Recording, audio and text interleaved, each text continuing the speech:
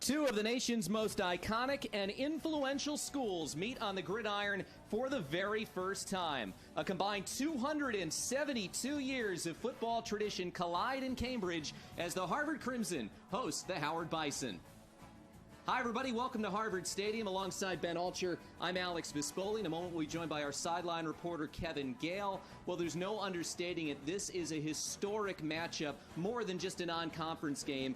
Harvard has never played an HBCU team, and Howard has never played a team out of the Ivy League. And Ben, the excitement this game has generated is really palpable. Oh, really, both these programs loving this matchup, the opportunity to get together. So many events around campus here in Cambridge yesterday, last night, even to the tailgate this morning before the game.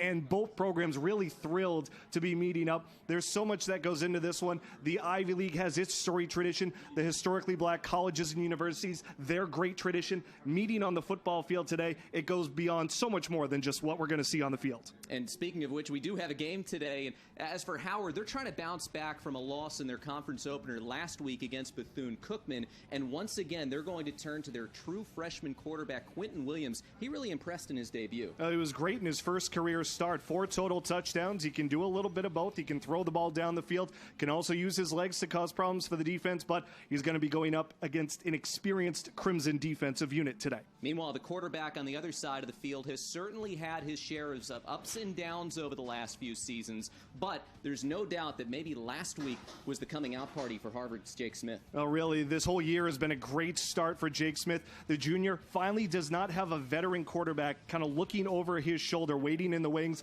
and that has allowed Jake Smith to play freer than he ever has. A career high in yardage against San Diego, career high 4 touchdowns last week in the Ivy opener against Brown. He's playing the best football of his college career. The quarterbacks, the institutions, the history. This one's going to be a lot of fun, and we are honored to be a small part of it. Harvard versus Howard for the first time ever. It's coming up right after this.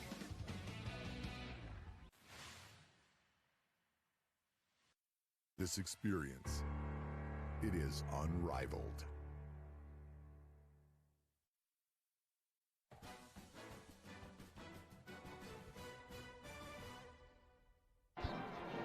It is just a picture-perfect day here outside Boston, Massachusetts. Not a cloud in the sky. Mid-50s. Temperature should get up around 60 degrees. And just a perfect first afternoon game for Harvard here at Harvard Stadium as they take on the Howard Bison. And we take a look at the stats matchup between these two teams. And one thing is for sure, Ben, Howard defensively, especially in the red zone, needs to tighten up. Yeah, you take a look at that number right at the bottom there, 91%. Only 2 times they've stopped opponents in the red zone, so they got to keep Harvard outside their own 20. Going to try to limit the Crimson's effectiveness inside that danger area. Harvard won the toss, elected to defer, so the Crimson will kick it off to the Bison, and we will see Howard on offense for the first time today. To kick it off, it's Harvard's place kicker. They've used Jonah Lapel, and he will be the kickoff man to start things off. They also have another kicker, Jake McIntyre, who will kick the field goals. Back to receive the opening kickoff will be A.J. Boyd. He'll be joined alongside Jamichael Jones. Toe to leather, and we are ready to kick this one off here at Harvard Stadium. First meeting ever between Harvard and Howard. Kickoff taken inside the 5 and out across the 20 before the tackle is made by Harvard, and Howard will take over from about the 23-yard line as Jones brought it up about 20 yards on the run back. And now we will see Howard quarterback Quentin Williams, the freshman from Upper Marlboro, Maryland, went to Wise High School. He was named the MEAC Rookie of the Week. He will generally be in either the shotgun or the pistol, and he starts in the pistol with his running back, Dedrick Parson, right behind him. And it's going to be Williams to keep it. He breaks a tackle. He's got the first down and scampers his way across the 35 to the 36, and a pickup of 13 on a quarterback keeper on the first play of the game. Excellent read right out of the gate by Williams. You can see right away he's got good size, and so he's going to be able to fight through some of those arm tackles on the edge. Well, he's a guy who is not necessarily as dangerous as Kalen Newton was on the ground, as we get a stoppage here. Brandon Johnson down on a knee. The left guard for the Bison, and that's something that you don't want to see, especially early in a game. This is not an overly deep Howard team. They're already young up front on the line as it is, and so you try to test that depth, and that might create some opportunities for Harvard defensively to try to push the Bison back. And Johnson, along with Philip Fleming and James Prince, they have been the pillars on that offensive line. They've been in there pretty much every game. It's the right side of the line that they have had so much trouble keeping the same group out there, whether it's injury or otherwise. In motion, Jordan Alley, and flags fly on a false start before the snap. We'll hear from Jeff Gray, our referee, for the first time. First down. I think that was the guy who came in to replace Johnson, DeMontre Buxton. If you go back and watch last week's game, you noticed a lot of penalties when it came to false starts, especially early in the game, which part of that head coach Ron Prince chalked up to a different quarterback, different cadence. First handoff for Dedrick Parson, and he gets swamped. Truman Jones there to hit him in the backfield. And that will continue the Bison moving backwards after they picked up a first down on the first play from scrimmage. Yeah, that's where those false start, those holding penalties really kill you. They put you in a negative down and distance situation, and even when you try to run the ball out of a long down and distance, a defensive line for Harvard pretty stout. 2nd and 17, first pass downfield and out of bounds. He was looking for the big wideout Kyle Anthony, who stands 6'3", 205 pounds. He is the team's leading receiver and first in the MEAC in catches per game. Good courage by Williams standing in. That pocket was collapsing quickly. Not a terrible throw. Put it towards the boundary, so if Anthony wasn't going to be able to make a play on that ball, no one was. It's got Gillespie lined up on the left, Anthony on the right with the lay. Looking right, Williams on the move. He will throw it to the sideline, caught by Alley. He'll be well short of the first down, and we get a flag coming out after the play. Alley may have stepped out of bounds before coming back in to catch that ball. Yeah, saw the side judge toss the hat on the field. That's usually what that indicates, that a player went out of bounds and then was first to touch it coming back in. Get the official call from Jeff Gray.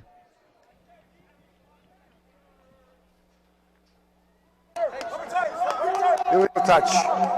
Number 11 on the offense. Went out of bounds and was the first player. The penalty is a loss of down at the previous spot. 4th down. So they were short of the first down and we're going to have to punt anyway, and we'll see Isaiah Moore come out to kick for the first time. Good stand by Harvard after the initial first down on the ground from Williams. But the change in the drive was the false start penalty. They got the big first down run on the first play of the game, and then all of a sudden they go backwards off the penalty and can't get anything done after that. Moore, it's blocked. Harvard's going to pick this up inside the 10, and will have great field position as Jason Brown came to scoop up the football. Block was made by Khalil Dawsey, and a huge special teams play for the Crimson right out the chute. Well, tough one there for Howard. You could just see a great job by Dawsey getting to the punter quickly and able to smother it. And now Harvard in business to try to open this one up very quickly. So Brown, the backup safety, on the recovery, and Harvard gets it 1st and goal at the 6. With Jake Smith joined by his running back Devin Darrington in the backfield. B.J. Watson in motion. The give. Darrington, big hole, but it closes quickly. Still keeping those legs turning, and he's into the end zone. Touchdown, Harvard. Grinding through those last 3 yards, Devin Darrington with his 2nd rushing touchdown of the season. Well, it sounded like you thought that was over before it was over, my friends. Check out the extra effort, the 2nd, the 3rd effort. Darrington hits the hole but keeps the legs churning. Gets some help from the big hog mollies behind him. Pushed into the end zone there by a couple of the big offensive linemen up front. Spencer Rowland, the right tackle, leading the way to get Harvard on the board quickly. Jake McIntyre out for the point after. And it is good. Harvard jumps out to a 7-0 lead thanks to the block punt by Khalil Dawsey. And Harvard out in front. One play on the 6-yard rushing touchdown from Darrington. But the super big Samsung QLED TV is made for football.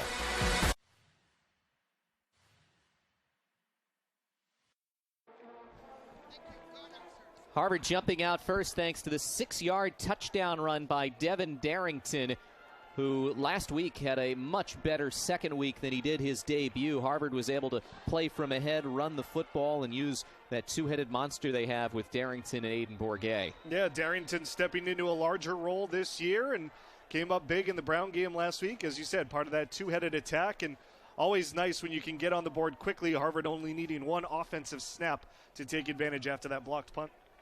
Jonah Lapel last week had 6 touchbacks on 7 kickoffs. His initial kickoff today returned about 20 yards. And well, Howard will try and push the reset button after a really tough start, committing a couple of penalties, the turnover on the block punt, and then the touchdown.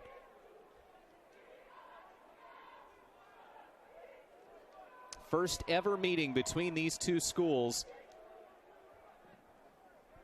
End over end, and this will come down toward the return man Jones, and after a brief bobble, he won't get far. Goes out to the 15-yard line before being driven back, and that is where the Howard Bison will have take 2 offensively here this afternoon.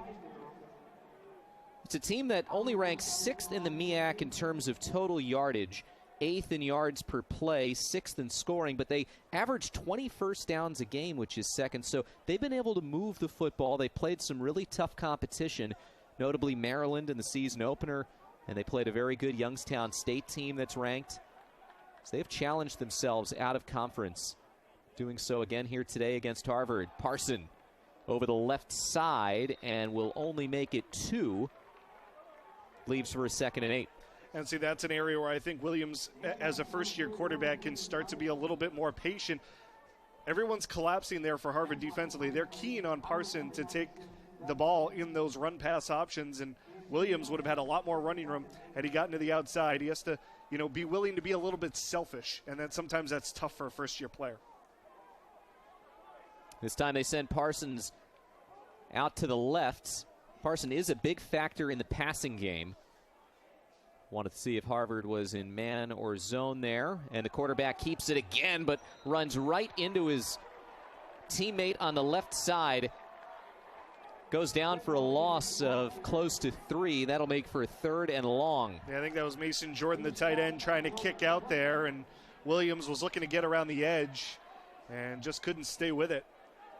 See, that's one of those situations. He's still learning to try to read the defense in some of these handoff situations, and Harvard's crowding the box.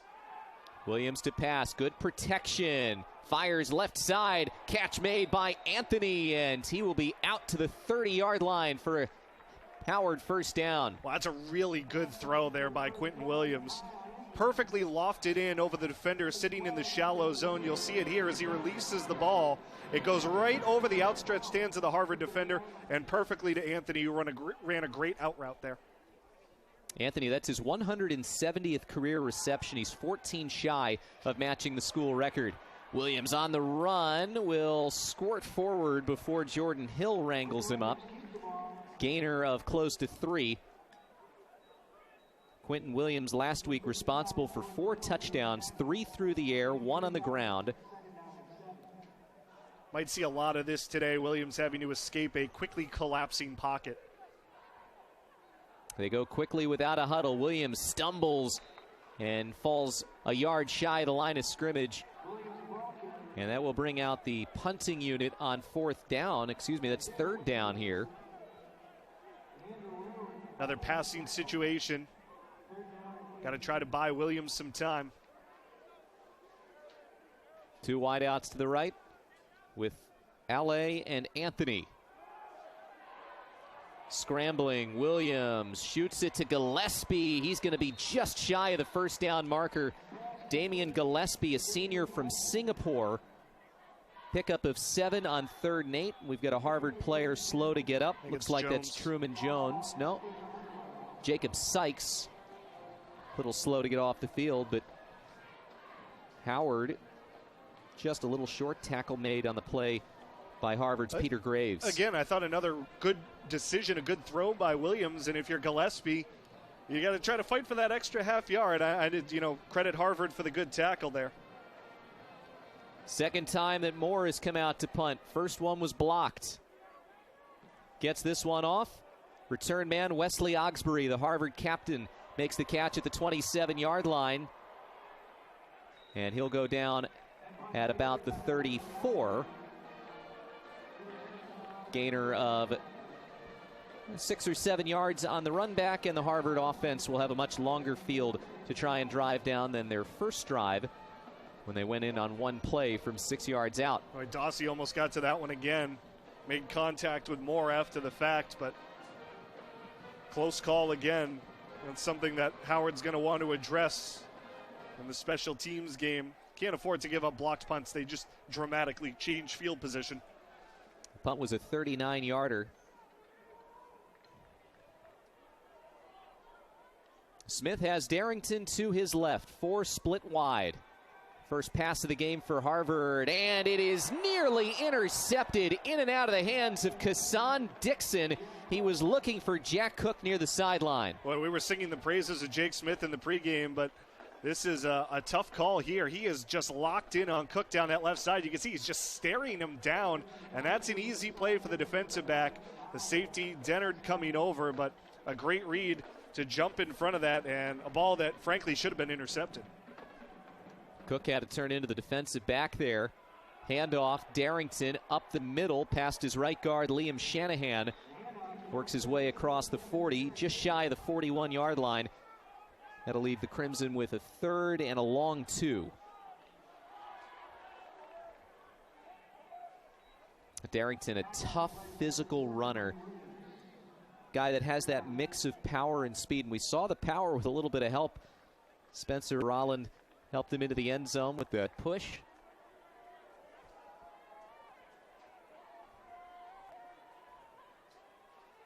B.J. Watson in motion, and again, Darrington skipping his way to a first down. Needed about 2.5. He gets 3.5, and the Crimson now to the 44-yard line and a first down. Devin Darrington, they thought that the running game would really feature well here today. It's an athletic group up front that is pretty multiple and physical, but the Crimson, I'm sure, saw the statistics and the numbers that this Howard defense has been tough against the run, tough for their own sake.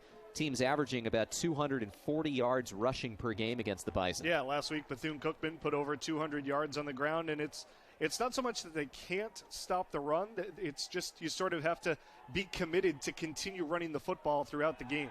Fake to Watson. Smith over the middle for Cook, and it's intercepted. Rodney Denard has it at the 32-yard line. He's close to midfield. Denard finally brought down at the 47 of the Crimson. Well, Jake Smith got away with one on his first pass of this drive. Not this time, as Denard with his second interception of the season. And Howard gets the turnover it needed. Yeah, Cook shaking up a little bit on the end of it as well, but a great play again. You have to tip your cap to the Howard safety here, Denard. Just able to jump in front of Cook at the last second, and that's, a tough ball. Smith wants to try to lead Cook a little bit further to the side there so he can continue his route and run onto the ball. That time he had to slow up as the pass was a little bit behind him, and that allowed Denard to come in and intercept it. Head coach Ron Prince called Rodney Denard one of his leaders in the secondary, second on the team in tackles. Sophomore from Braddock, Pennsylvania, Quentin Williams keeps it, gets some contact, shuffles his feet to the 44, and a pickup of about 3 yards on first down for the quarterback from Maryland. Now this is a spot trying to take advantage of the turnover. I want to look for Howard to be extra aggressive here. You've got the ball starting in Harvard's end of the field. So to me, if I'm Ron Prince, this is 4-down territory. Unless it's something crazy like 4th and 15 or longer, I'm going to go for it on 4th down. Try and be aggressive and get the ball in the end zone. Fake the handoff to Parson, and that's one that Williams probably would want to have back. He goes backward a couple of yards, taken down on the quarterback keeper. Bobby Drysdale, first one to get there for Harvard. Joined by Cameron Klein, the senior from Alpharetta, Georgia. Harvard head coach Tim Murphy in his 26th season leading the Crimson. Career 207 victories between his stops at Harvard, Cincinnati, and the University of Maine. This is Josiah Crute joining Williams in the backfield. 3rd and 9 and a false start. Keem Conqua, the right tackle, another of those young offensive linemen. He's got great size, though, for a tackle. 6'8". Just huge down there.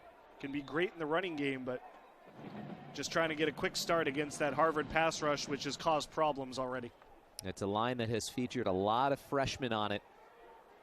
It's a team that only features 10 seniors on the entire roster. Williams on now 3rd and 14 goes over the middle, caught by Anthony. He's got space up the middle and goes down inside the 10-yard line. Kyle Anthony, the most explosive receiver on Howard's team, makes a big play on 3rd and long. Well, this is a tremendous design here by the Bison. Check out Williams all the time in the world. Steps up, throws over the middle. He had 2 guys open. Anthony cuts in front, and because of the second receiver in the area, he sucks in the defenders and gives Anthony some room to run after the catch. Thomas V., the tight end, you said it was right there with him. 1st and goal from the 7-yard line. Anthony split out on the left. Williams looking right. Now runs into trouble and goes down back at the 20-yard line. Truman Jones roughshotting him to the ground. Sykes in there as well. Looked to be shaken up on the previous drive, but back out there and swallowing up the quarterback. Jones coming from that side. Sykes often coming from the other. The defensive line was a little bit of a question mark for Harvard this season, given they graduated so much. A lot of experience both on the offensive and defensive lines. Williams again under pressure, throws while contacted, and will get it back to the 11-yard line. That'll make for a 3rd and goal from just outside the 10. Yeah, poised under pressure for the freshman. And honestly, Alex, these 3rd and long situations have not really bothered him today. They've already converted a 3rd and 9 earlier. They converted, 3rd and 8 earlier on the drive with that great throw to Anthony. So these situations have not really bothered Williams at all. Howard has been 33% on 3rd down this season. That's the same percentage as Harvard's defense, which ranks 6th in the Ivy League. Blitz coming from the outside. 3rd and goal. Williams gets wrapped up. It's Jones again. 2 sacks on the sequence for the sophomore from Atlanta, Georgia, Truman Jones. Only played in 3 games last year, but he's been a huge factor this season. Well, it was the blitz from the outside by Joey Goodman that allowed Jones to get that extra space. Got a piece of Williams. Truman Jones making his impact here early. And Nick Ferris comes out for the first time. Place kicker this season, 2 for 4 on field goals. This will be an attempt of 34 yards, and it's good. Nick Ferris gets the Bison on the scoreboard. That big 3rd down conversion on the catch by Kyle Anthony that went for 44 yards, helping get Howard its first points of the afternoon. 4:11 to go in the first quarter. Harvard with a 7-3 lead over the Bison.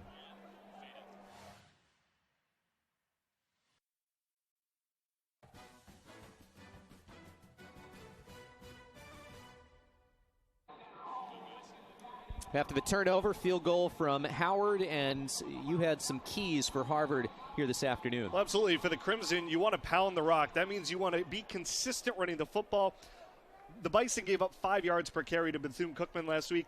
The Crimson want to be consistent, use that 2-headed running back attack. On defense, no big plays allowed. We already saw that 3rd and long, the conversion on the last drive for Howard, finding Anthony. And get ahead early. You can already check this one off for the Crimson. They got that block punt, up 7-0, but you want to put Howard in an early hole and try to kind of take the fight out of the Bison here on the road. Howard's defense stepped up, forced the turnover on the interception from Rodney Denard. And Jake Smith getting ready to come back out for his third drive of the game. Ferris has been averaging 56 yards on a kickoff. Kickoff from the 35-yard line. Ivy League play, it'll come from the 40. This is B.J. Watson bringing it out past the 35, gets to the 36. And Harvard will have similar field position as it did on the last drive here for its third drive of the game. Yeah, nice little seam there for Watson that he was able to find and get the Crimson in some good field position. Just couldn't quite get around that last tackle there. So Jake Smith, that interception was his third of the season. He has had one in each of his 3 games this year. He's hoping that's the only one he has today.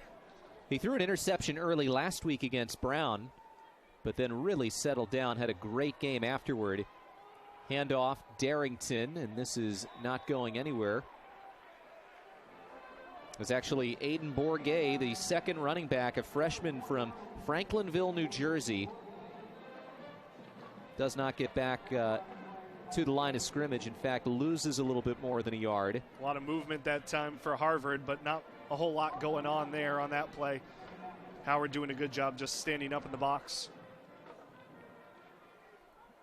Bourget stays in. Overloading the right side of the Harvard line. And we get flags coming out as the snap comes. We'll see if this is the first penalty on Harvard today.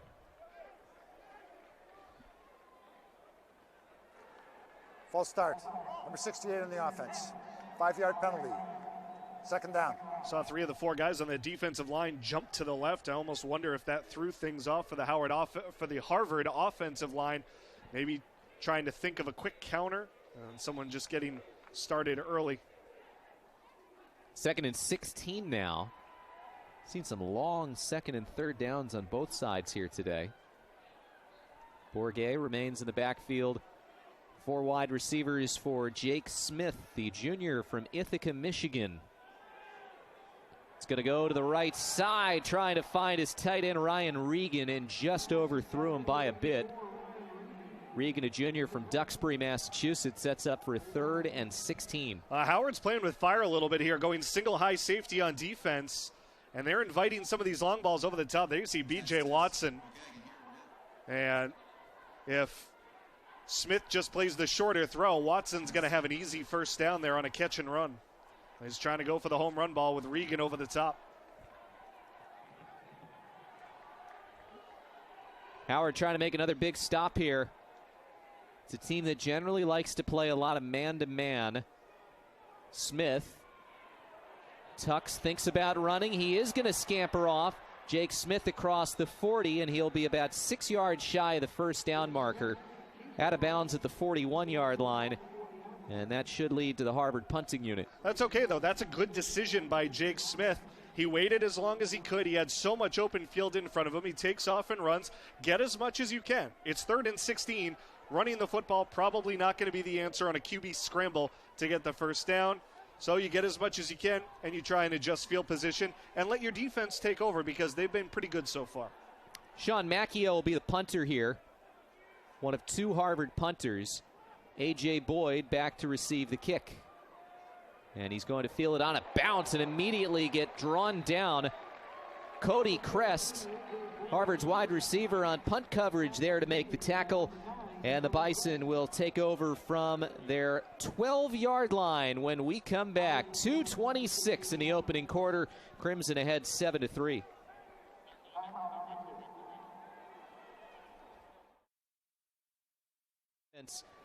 Comes back out onto the field.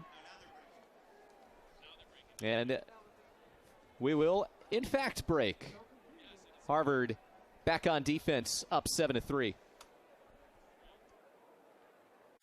But the super big Samsung QLED TV is made for football.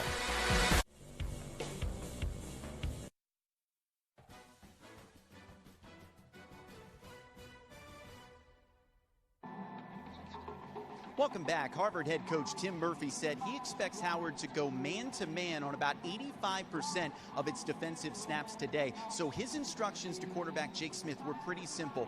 If the athletic DBs are draped all over the Harvard receivers, Smith has to tuck it, go, and slide. Unfortunately, we saw an example of forcing a throw on that second drive with that pass intended to Jack Cook, that was intercepted. And guys, running shouldn't be a problem for Jake Smith. He racked up nearly 4,000 rushing yards at Ithaca High in Michigan, leading his head coach to say, hey, Jake, you still owe me about 3,900 more rushing yards before you graduate from Harvard.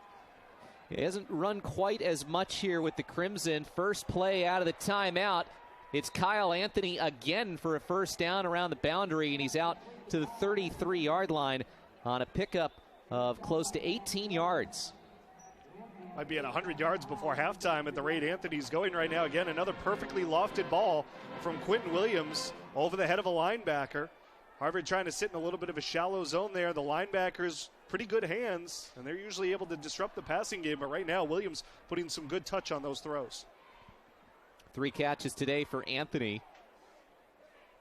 Dedrick Parson gets the handoff, sheds 1 tackle, but can't shed another.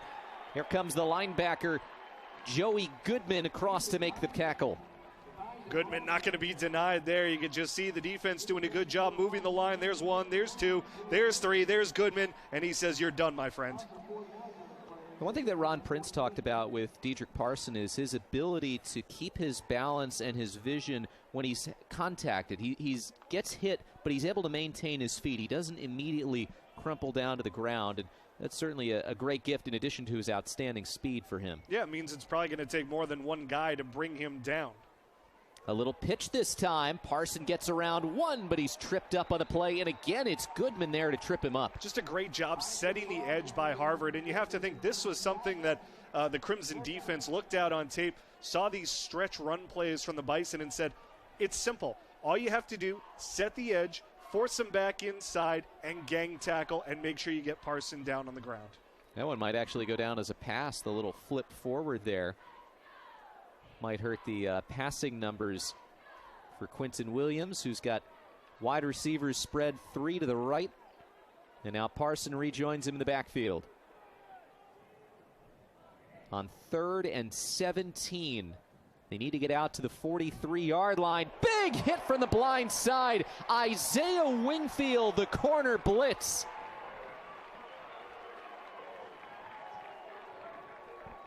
Williams just had no idea the contact was coming.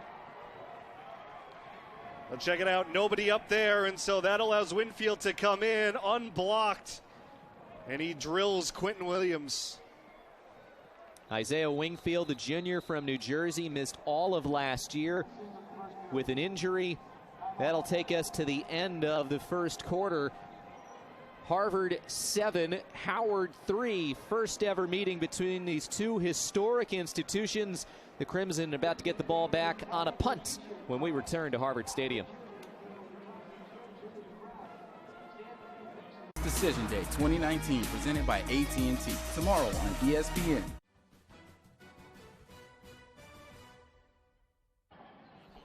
Welcome back for the start of the second quarter. We saw the keys for Harvard earlier. Here are the keys today for Howard. Well, for the Bison on offense, Alex, they want to strike on the move. They want to use that athleticism. We've already seen a little bit of that from Kyle Anthony on defense. Fill the gaps, load up the box against the Harvard run, try to close those gaps off to Darrington and Borgay, and roll the dice. Take chances on 4th down when you get in Harvard's end of the field. Another block. This one rolls into the end zone, and the Crimson recover. Touchdown, Harvard. DeMarcus Stratford had the block and the recovery. Well, and the 4th key for Howard is going to be shoring up this punt block, because this is the 2nd time the Crimson have gotten in clean. The 3rd time they almost got there as well. Stratford all over that one, and a big, big play for the Crimson special teams unit. The sophomore from North Carolina only has 1 rushing attempt this year, and he's got a touchdown without a run. The block and the recovery in the end zone. The Crimson about to go up 14-3 with both of their touchdowns essentially being born out of block punts. McIntyre officially does make it 14-3. Special teams were an issue in the 2018 Bison season. They're an issue today. Crimson up by 11.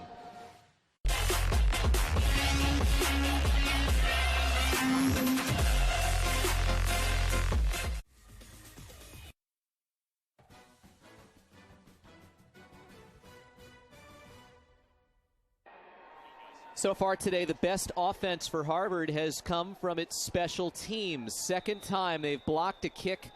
This time it leads to a touchdown on the play. DeMarcus Stratford with the block, the recovery in the end zone, and Harvard leads 14-3. Well, they say there are three phases to the game, Alex: offense, defense, and special teams. It doesn't always equal out 33% all the way around. But when you make a big special teams play like that, boy, sometimes it feels like it's the entire game. Good decision by Jamichael Jones to let that ball bounce. Goes out of bounds, and great field position to start this drive for the Bison. On a procedure penalty by the kicker, Jonah Lapel, who also kicked one out of bounds in the opener. The kicking team. Howard will accept the award of the ball at the 35-yard line. First down. Howard coming off a drive that resulted in a field goal from Nick Farris. Quinton Williams to this point in the game, 5 for 6 through the air, 88 yards.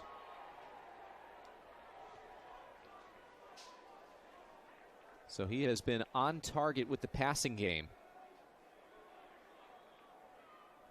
Running back in the backfield is Josiah Crute. He gets the handoff and will go nowhere. Brought down to the play by Peter Graves, who makes another tackle. Graves, the senior linebacker.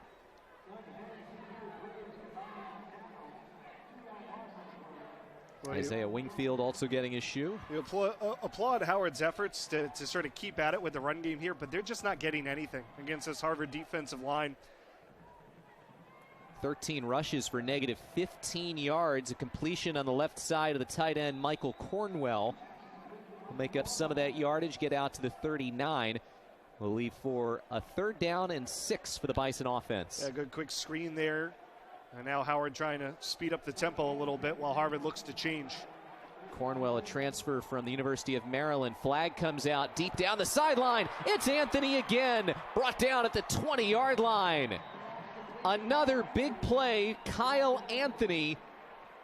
We'll see what the penalty is, but 12 men on right Harvard. now it looks like it's against the Crimson. Yeah, great job. Williams getting his team to the line quick, running the play, getting the flag, and a free play, take a shot down the field, and Anthony had a step on his defender. Right now, Harvard's got to find someone to cover Kyle Anthony because he is owning this game for Howard. Issue is continue against the passing game for the Bison.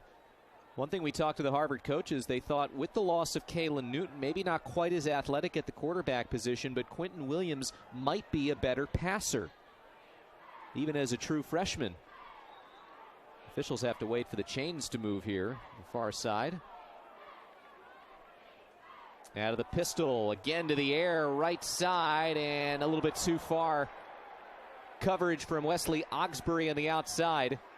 Trying to find Damian Gillespie. Just the second incompletion for Williams this afternoon. Another pretty good ball here by Williams. Puts a lot of hang time under it, but Oxbury in good position, and you can see gets his head around for the football. That's the key, because then that physicality that he has the arm bar with is a little bit more forgiven, if you will. And it was a little bit of hand action going both ways. Out of the pistol again, a false start. Looked like it came from that right side. Aneem Dankwa, who was called for a penalty in the first quarter. 2nd down. 2nd and 15. One thing that Harvard really doesn't have much control over, but in the first 2 games, they induced 21 penalties for 337 yards. First in the Ivy League in opponents committing penalties and penalty yardage. Williams keeps it, pitch back, Alley. Driven down at the 25-yard line. Max Jones, the field safety, coming up to make the hit. Yeah, good job by Jones recognizing the action in the back. Again, that defensive line sucks up the first edge, and it looks like the option was going to have some room there. They quickly snap it, go deep toward Anthony again, and this time incomplete. Jones in coverage. Anthony wanted a flag. It doesn't come. Nah, it just turned into a jump ball there. Minimal contact from Jones, and that ball not really catchable for Anthony. But again, no surprise that they're looking his way. 4th and long, this is a tough spot, but looks like they're going to go for it. Ron Prince told us that when he was the head coach at Kansas State, he went forward on 4th down maybe more than any other coach in the country.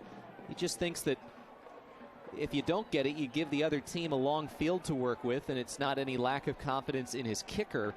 It's that he thinks that worst case scenario, Harvard will have to work 75 yards to go down to the end zone. Yeah, and this would be just a little bit towards the edge of Ferris's range. And now it looks like we're going to get a timeout taken, or delay of game will be the call. 5-yard penalty, still 4th down. So that'll back it up to the 30, and if they want to kick a field goal here, it'd be about 47, 48 yards. Yeah, that's definitely going to be towards the edge outside of Ferris's range. Ron Prince was right down there next to the official. Looked like he was in position to take the timeout if he wanted to. I wonder if maybe he just sort of lost the play clock a little bit there. And now you almost might see a pooch punt from Williams. That might be in play towards the corner. Try to coffin corner it and pin Harvard down inside the 5. Ferris briefly came back onto the field, but the offense does stay out there. And now a timeout taken by the Bison. So Howard wants some time to think this over. It is 4th and 25.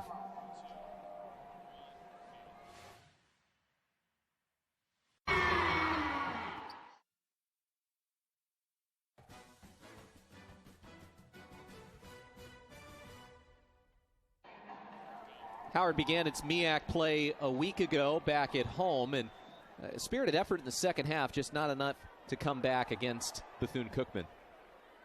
And I think you saw Williams get better as that game went along. This is 4th and 20. They need to get to the 10-yard line. Williams goes for the end zone and overshoots his target. He was looking for Parson, and the Crimson will take over at the 30. But again, I think that's not necessarily the worst idea there from Ron Prince. Unfortunately, takes the delay of game to move them further back, really, especially at a field goal range. But, that goes back to rolling the dice, trying to be aggressive against a Harvard team that is going to put up some points and has won the special teams battle, certainly here in the first half already. So you go for it on 4th down, try to hit a home run, you come up short, and now you rely on your defense to try to keep Harvard limited, which they have so far. Jake Smith still hasn't completed a pass. You saw Ron Prince talking things over with his quarterback, and whenever you start a true freshman, no matter how poised or confident they are, it is always going to be a learning situation week after week. Smith finds Cody Crest. Jake Smith with a completion as Crest goes to the 44-yard line. That's the first pass that Smith has completed today on his 4th attempt. And if you had told me that would happen 2 minutes into the second quarter, I would not have believed you. But a nice safe throw, after Smith took maybe an unnecessary risk, throwing an interception on an earlier drive. Just an easy throw for Cody Crest to try to get him involved. Crimson go quick. There's Darrington hitting the hole. He dodges one man into the secondary, and he's twirled down at the 30-yard line. Gainer of 26 yards on the best run by Devin Darrington this afternoon. Well, now Harvard seems to be in cruise control. Just a huge hole up the middle, and a great move by Darrington to shake Denard. Harvard took just 13 seconds before snapping it again. Darrington muscles his way to the 21, and he'll be a yard or so shy of another Harvard first down.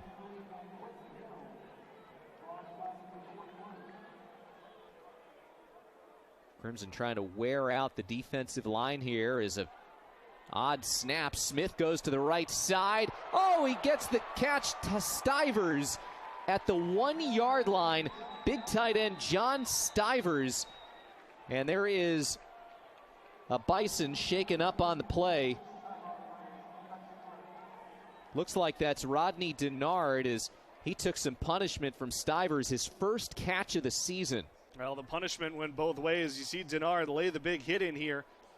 Might have caught an elbow on the helmet as Stivers secured that catch, and a good job to secure the catch as well, up targeting the arms. Stivers is able to survive the contact and hold on to that football, and that's what Harvard's been looking for really in the offense. They haven't gotten quite the production out of their tight ends that they're used to getting, and so if Stivers and Ryan Regan can kind of put it together here, they can be a new dimension to that Harvard offense. Hard to tell exactly what is being looked at for Denard. Sophomore from Braddock, Pennsylvania, went to Woodland Hills. Had the interception earlier today, but a guy who always seems to be around the play. Not afraid to get physical, but boy, John Stivers, big man to try and bring down. 6'3", 235-pound senior from Pebble Beach, California. And a good sign to get Denard on his feet. And that would certainly be a tough loss. You mentioned Ron Prince called him sort of the quarterback of the secondary, kind of organizes everything back there. Well, now unless he's able to shake this off and get back onto the field, that's going to be a big loss for Howard, and someone else is going to have to step into that role and sort of keep things organized. You're not putting any weight on that right leg, and it was difficult to see exactly where the injury occurred, but hope it's nothing too serious there for the sophomore team that has really relied on the young players, and it's something that Ron Prince doesn't mind. He likes the energy of his young freshmen and sophomores, and they feel empowered given all the playing time that they've received here throughout this season. Well, not really a surprise for a team that is going through a transition year, if you will. First-year head coach, and obviously he wants to put his stamp on the program, and so he has that new recruiting class, and guys are going to get opportunities with a new head coach. Crimson go big right here. They have 4 tight ends in the game. Darrington joins Smith in the backfield. From the 1-yard line on 1st and goal. Low snap. Darrington fighting through arm tackles, and he is just shy of the goal line. Trying to back his way in. In on the stop, Jevin Jackson, sophomore from Atlanta. Harvard changes up some personnel here. They bring Joe Young in, B.J. Watson, so they go a little bit smaller with the wideouts. Stivers and Regan, the tight ends. 2nd and goal, another low snap. Darrington going to the right side of the line, trying to push his way through, and he's in. Touchdown. Say on the initial surge, it looked like he was able to reach the ball over the goal line, and then got pushed back at the end of it. 2nd score of the day for Devin Darrington. Once again, he grinds his way through with a little bit of help from his teammates. Just kept those legs churning, and right there he scores. Despite the efforts of Antonio Turner trying to push him back. Yeah, you can clearly see the ball over the goal line there. That's part of the recipe for Harvard. Just continue to let Darrington go between the tackles. Harvard trying the 2-point conversion, and they will not get it. On the run, that was Max Jones. And tried to go to that left side. Harvard did have the kicker out there, but they elected to not try the PAT with 1 point. So it's 20-3. Harvard up by 17 in the 2nd quarter.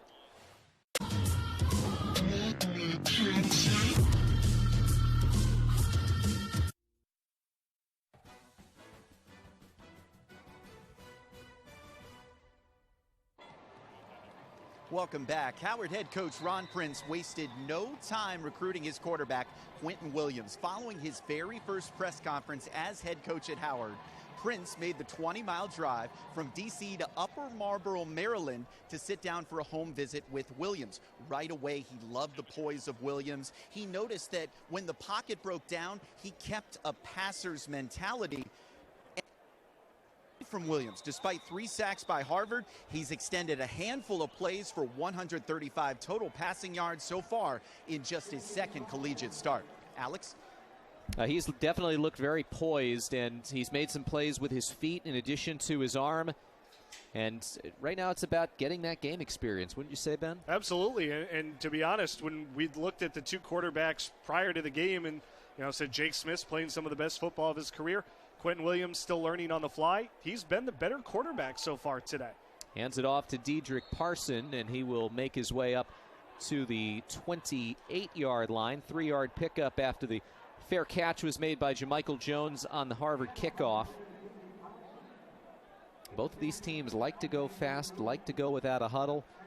Becoming so common here in the college game. Parson again runs straight into Jack McGowan, who hauls him down.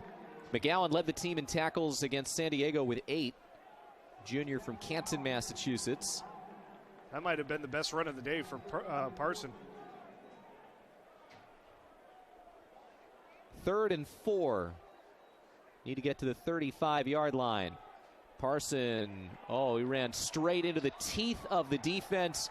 And there to bring him down for Harvard was Doug Hensey, the junior from Hoover, Alabama. 4th down, punting unit comes back onto the field, and watch out here. This has been the adventure for Howard today. Well, they've already had 2 blocked, and the other punt that they had was close to getting blocked, and it's been the left side of the line that's been the problem. That's where Dawsey and Stradford both got in. Again, Dawsey, this time an angled punt to the right side, and Wesley Ogsbury will just take it out of bounds at the 33-yard line. Harvard's offense will take over there with 9:53 to go in the first half. Well, you figured there had to be an adjustment somewhere, right, Alex, on that punt, and it didn't come from the blocking, it came from the punter. A smart job by Moore, angling away from where that rush was coming from and being sure to get that ball away and force Harvard to go more than half the field. Jake Smith today 2 for 5, 34 yards and an interception. Devin Darrington 7 rushes, 53 yards, and he has scored both of Harvard's offensive touchdowns. Aiden Bourget is in the backfield. And Smith will pass it and get rocked. Back inside the 25-yard line. He's ridden down Sadiq Salawu. Actually, Deontay Davis comes charging through to make the hit. Wow, look at that hole. Just nobody there, and Smith is a sitting duck. There's no hot route for him underneath. Just a missed assignment in the blocking game there. Nobody saw the late rusher. First career sack for Davis, a freshman from same hometown as Quentin Williams, Upper Marlboro, Maryland. Bourget off the left side, shifts past 1 and makes it back to the original line of scrimmage on a pickup of 8. Yeah, great display of the patience there of Bourget, and that's part of what has allowed him to really get into the running back rotation as a first-year player. You don't see it a lot with Harvard, especially on the offensive side of things, so Bourget getting that opportunity, and part of the reason is because he's able to follow the block so well and look for his moment to spring free. Crimson offense has not really gotten going, even though they've been in control as far as the score. Doesn't feel like the offense is responsible for much of it. A lot of time here for Smith. Throws against his body, and the catch is made for a first down. It's Stivers who made the big play to set up the last touchdown. Yeah, great patience by Smith, finding the open area, rolling out to his left, and just looking and waiting. And that was one of the rare times Howard goes with a zone. And you'll see Stivers come in here to the bottom of your screen. Well, he would just sit down in the middle of that zone. Another handoff to Bourget. And nothing there. He's met the line of scrimmage. James Newell there among the tacklers, and the middle linebacker Christian White, freshman who's the signal caller for Howard. A lot of responsibility, both A as a middle linebacker and B as the player who receives the defensive play call and relays it to the entire defense. Ron Prince saying he loves having that responsibility, a very mature player at such a young age. And again, not necessarily a surprise for a program with a first-year head coach going through a little bit of transition that some younger players would be asked to step up and take on those leadership roles. They made a strong emphasis on improving the defense coming into the season. Another low snap, handoff. Bourget dodges one tackle and gets to midfield. Sets up for a third and manageable here. Officially stopped at the Howard 49-yard line. Solid tackle there by Ray Williams coming up out of the secondary. He plays more of that strong safety role coming up in the box to help defend against the run. Harvard averaging about 5 yards per run today. 3rd and 6. Smith to the air. Crest, it's broken up. Jalen Smith, the cornerback along the sideline, gets in the way of that target. Not a bad throw by Smith, looking for that back shoulder stop route, but better defense by Smith. And again, you have to credit Howard. They saw what Jake Smith was able to do the past 2 weeks, and they have made an effort to really slow him down today, and it's been a tough day for the junior. Second punt for Sean Macchio. His first went 44 yards. A.J. Boyd back to receive, and flags come out as that ball gets snapped. Offense. 5-yard penalty. 4th down. False start. That probably doesn't hurt Harvard too much. Saves against maybe there being a touchback if he really booms this one. Makes it a little bit tougher to force it inside the 20. They punt from their own 46 instead of Howard's 49. Macchio, a junior from California. A swirling punt, fair catch being called for and made at the 24-yard line. Ends up going as a punt of about 30 yards, and Howard will have solid field position here with just under 7 minutes to go in the opening half. It's interesting, Harvard has the first-team All-Ivy punter last year, John Sott, and in 2 of the 3 games this season, it's been the junior Macchio who's gotten the punting duties. Just the nature of having a competitive position with 2 guys who can really hit it. Yeah, and that's, just another area where Harvard has great depth. This is severely underthrown. Joey Goodman was the closest player to that Quentin Williams pass. He was trying to find Anthony on the near side. Well, I'm going to give Williams some credit and say that he was looking to mostly throw that ball away. You can see Harvard making an adjustment on defense, bracketing Anthony that time with the linebacker Goodman underneath. They've really tried to feature Anthony. It's worked. He's had a big day. Anthony, 4 catches for 118 yards, averaging nearly 30 yards a reception. And now Augsbury has switched on to him defensively as well. Handoff, Parson sheds one tackler, breaks another, and chased toward the sideline where he's brought down by Bobby Drysdale. Ends up being a lot of work for a pickup of 2. Well, and that's what Harvard wants to do on defense. Say you may escape a couple tackles, but they're quick to pursue. You may beat a couple guys, but there's going to be 2 or 3 more to finish off the play. 3rd and 9. Need to get out to the 34. Deep down the sideline. Gillespie, it's off his hands as the flag comes in. They might get Isaiah Wingfield for interference. There's just a little tug of the jersey, it looked like at the end when Gillespie stretched his hands out. And that's one he probably want back because he actually got his hands on that football. That's another great throw by Williams right down the sideline. And pass interference, number 12 on the defense. 15-yard penalty. It's an automatic 1st down. I have to say those deep routes have really been successful for Howard so far.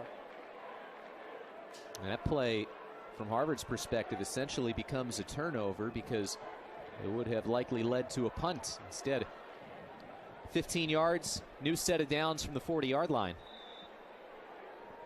This is a big drive for Howard. They went pretty conservative the last time around. 3 run plays and ended up being a 3 and out. I think you got to kind of let Williams cut it loose here.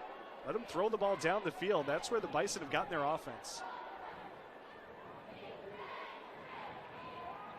Williams is going to run it to midfield, and he's crunched inside the 45-yard line, but not before a pickup of 17 yards on the ground and another Howard 1st down. A lot of times you'll see a defense put a spy on a running quarterback. That's what Harvard had out there that time, a spy lined up in the middle of the field. Williams just shook him loose. Made those first 2 steps forward and then darted to his left. That gets Quentin Williams into the plus side as far as rushing yardage. 10 attempts, 9 yards, but he's been sacked a few times. On first down, fumble, Harvard recovers. Nazir Darnell jumped right out onto it. And the Crimson force another turnover just as Howard was starting to hit its groove. It seemed like everything's going their way. Then you get a miscommunication here between Williams and Crute. Williams has given that football away, and Crute is expecting that Williams has held on to it. I don't think Crute ever realized he had the football in his grasp, because both guys ended up ducking out of the play, and the ball's just sitting there. Too easy that time for the Harvard defense. Boy, you look at the scoreboard. Harvard gets the ball back, leading by 17 points. And if you're just tuning in, you think that the Crimson have been in control throughout this entire game. It really has not been the case. No, Howard has actually outgained them on offense. 142 to 112, and a timeout by Harvard here. Play clock was running out. Timeout. Charge to Harvard. It's the first time out of the half. It's really just been the turnover battle and those few select big plays. The 2 blocked punts, one which led directly to a touchdown. The other which, led to a 1-play drive for the first Harvard touchdown. And then, the fumble there. And now Harvard's got a chance to set up, maybe put this game away here in the first half. The last time out, Harvard, very different looking to a degree game. They got off to a slow start. 42 unanswered points, though, led by Jake Smith. And you see the yardage outgaining Brown by about a 2-1 margin after the Bears got off to a very fast start. Well, it was this point in the game that Harvard really swung everything in its favor. They scored twice late in the second quarter, and all of a sudden that game was over. Play action. Smith. Well, he was falling down. It's Jack Cook sliding to make the grab at the 38-yard line. But a flag in the Harvard backfield, and we'll wait on the call here. Crimson seem to think it's against them.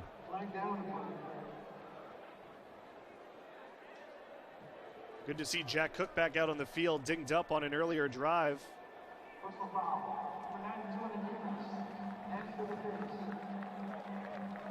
So big personal foul penalty. Let's quickly go back down to Kevin.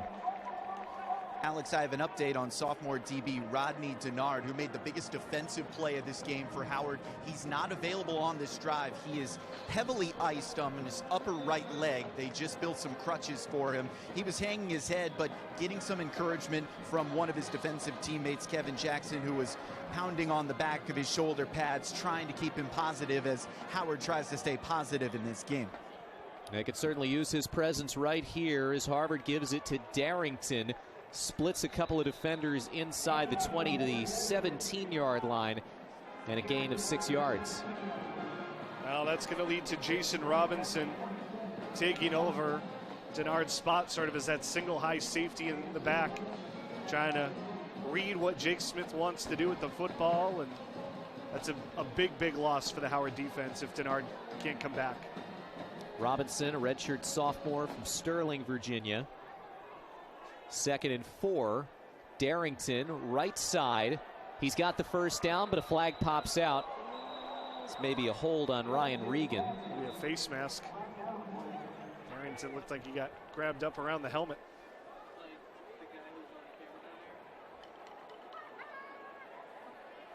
Let's take a look. Oh, I think Personal you're right. foul. Face mask. Right there. Number 30 on the defense. Quentin Hill. Half the distance of the goal from the end of the play. First down. Tough day to be the cameraman down there. Well, it's contact territory. Harvard gets the first down off the penalty. They would have had it off the run anyway, and now first and goal from just outside the 5-yard line. Adam West off to the left. And Smith is looking that way. Reaches up and can't. He threw it wet on a similar route a week ago against Brown. He stands 6 feet 8 inches tall. They want to take advantage of that height. Absolutely. If you're 6'8", you had better be a red zone target, but a good job going up and getting a piece of the football there. One of the defensive backs, Kassan Dixon. Yep. Almost was underthrown because of how big West is. Yeah, you can't throw it over his head. Instead, it's Darrington cutting up and scores for the third time. Now, this is what you love about Darrington's game. Just a beautiful jump cut to get back into the open space and find the end zone for the third time today. You'll see it right up the middle here. Off the handoff, Darrington sets up the defense, and there's the jump cut back up the middle, and then uses that power to finish off the run. Harvard has had a history of outstanding running backs the last few years, especially Charlie Booker a few years ago, Aaron Shamplin last year, and now it looks like Devin Darrington getting set to take his place among them here in the last part of the decade. Jake McIntyre will try the point after, and he converts. So no two-point conversion this time for the Crimson, and Harvard runs its lead to 24 with 4.5 to go before halftime. Well, it's been the Devin Darrington show. 3 of the 4 touchdowns, and then obviously the special teams has been a huge factor as well. So the Crimson helped out by a couple of penalties on that drive. I guess you might say that that was their best drive of the game, but still not functioning, I think, especially in the passing game, as efficiently as they would like. No, but you know what? When you end up by 24 points near the end of the first half, it sort of takes the passing game out of the mix a little bit, because you look to start to run the ball a little bit more, start to kind of work the clock a little bit, especially. And, you know, when you're averaging 5+ yards a carry with Darrington and Borgay, you know, it's hard to say that Harvard really should go somewhere else and try to force things in the pass game when, you know, maybe it hasn't been the best day for Jake Smith. Jonah Lapel on for the kickoff. Harvard using the rushing attack, led by Devin Darrington.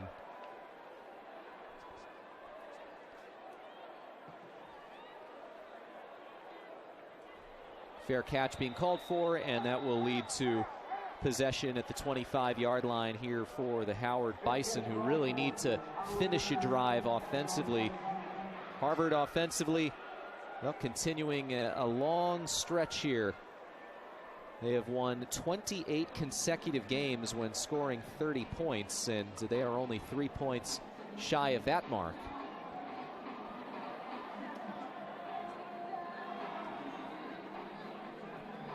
So 1st and 10 here from the 25.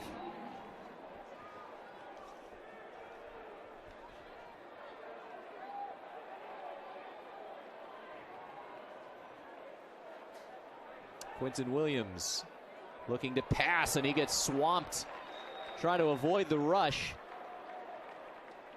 Harvard had a few players in the area, including Logan Clifton in the backfield, sophomore from Austin, Texas. Almost looked like Williams lost his footing as he tried to duck under a tackler. I was going to say, he looked like he went to reset his feet and then just slipped on the turf.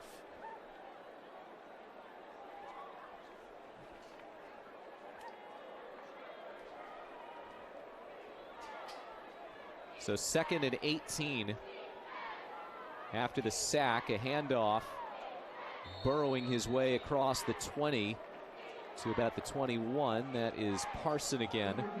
They'd really like to get him going. Philadelphia native, compared by his head coach to Darren Sproles. He's not a big guy, 5'8", 195. He's not slight, though. He's got some size to him, even though he is undersized by the height.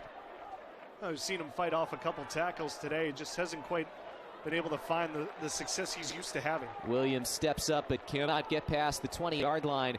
Doug Hensey there again, along with Truman Jones. And right now, Howard's having a hard time getting out of their own backfield as they're forced to punt. And once again, that's a tough proposition given the way the special teams game has gone. Well, absolutely. You have to think every time now that Moore comes out onto the field, he is wary of the Harvard rush. Isaiah Moore has had 2 punts blocked. Swazi. And he's got this one blocked again. Howard picks it up off the block, but won't get far, of course. And the Crimson once again will take over inside the 25-yard line. 3rd block, and that was Khalil Dawsey's 2nd of the afternoon. I was going to say, yeah, Dawsey again, just timing it so perfectly. And I'm just frankly surprised, Alex, that there's no adjustment that you can see. 1 blocker, 2 guys. They get Stratford. Well, they don't get Dawsey. And he gets his hand on another one. Hey, you wonder where the adjustment's going to come to give a little bit of protection, because as you said, all of the blocks have come from that side of the line. And for Isaiah Moore, I mean, he's trying to do what he can. We already saw him angle his body away from that rush the last time to get a punt away clean. You know, he can only do so much after he gets the snap to get the ball away quickly. 19-yard line is where the Crimson take over. Bourget on the handoff. Stays on his feet across the 15, still churning forward. He's to the 10, and he's finally muscled down there. A run of 9 yards on 1st down. And how many times did it look like the freshman was headed to the turf? It's going to be maybe some of the toughest 9 yards you'll ever see. Bourget winning himself some new fans with this run. Look at it, he's bottled up by 3 tacklers. Fights through the arm tackle of Robinson there. Shakes off Williams and then gets another couple of yards. Took about 7 or 8 players making contact with him to bring him down. And they keep feeding him. 1st down. Inside the 9, sets up a 1st and goal for the Crimson. 1:52 remaining in the half. And a run like that, Alex, just disheartens a defense. When you think you have a guy swallowed up and you think you've got the play over, and then he escapes and is able to churn out a couple more yards, that really kind of hits the soul of a defense and makes you hurt a little bit. Crimson have 3 wide receivers. Watson in motion. Bourget again, right side, works through 1, still on his feet, and he's over the goal line. Aiden Bourget into the end zone, and Harvard's dominance on the ground continues. That's 4 scores on the ground now for the Crimson. Darrington with the previous 3. This time the freshman Bourget gets a taste. Another tough run here. Good job by Regan setting the edge. Bourget follows him, takes the hit, keeps on grinding. And Harvard now over 100 yards on the ground, or get close to it here in the 1st half. Howard has to be wondering, what do we need to do to tackle these Harvard running backs, because the arm tackles and whatever they've done has not worked in this 1st half. Point after good from Jake McIntyre, and Harvard runs its lead to 31 points. They have scored 27 in a row since that Howard field goal. Well, even that time, Jalen Smith had Bourget wrapped up at the 2-yard line, but he has to drive with his legs and finish the tackle. Bourget is just able to get that around, and he's crossed back for the line.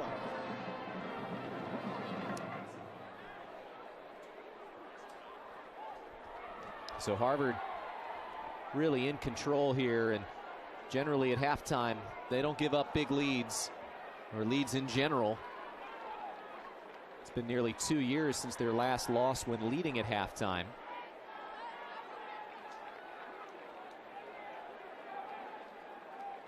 Bison just need a spark at this point to have something to feel good about going into halftime, and they've had some good moments, especially offensively, that have been done in by sacks and turnovers.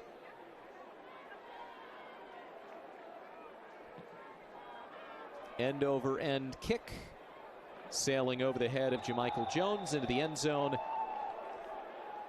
And the Bison will take over at the 25-yard line. Howard's lone win this season came against Delaware State. That was a performance that Ron Prince said his team put everything together, defensively especially. It was a 24-9 victory, and they need to find something like that. They were a much better team in the 2nd half last week. They hope that's the same today. Well, that's what you're looking for out of any team. You want to see complementary football. You want to see the offense, helping out the defense helping out the offense, special teams playing a factor. And, so far the things just have not really connected today for Howard. Williams has played well for the most part. You know, he's been able to stretch the field. Anthony has been unbelievable as a target. I think Harvard started to quiet him down a little bit. They're making sure to double cover him seemingly at every turn now with a safety over the top, helping Augsbury. And so that's forcing Williams to kind of look for other targets. Alay gets it on the short pass. He's to the 30, just across shy of the 31. And with the clock running, we get a timeout now taken. That's Harvard taking its second timeout. And they want to keep alive the possibility of yet another score before halftime, and potentially another punt. Exactly. Third down coming up here. You stop them on third down, knowing that it's probably going to be a passing situation. You've got some time on the clock. If you can get a good return or, as you said, another possible block opportunity, you might be able to set yourself up with a short field and get another score before halftime.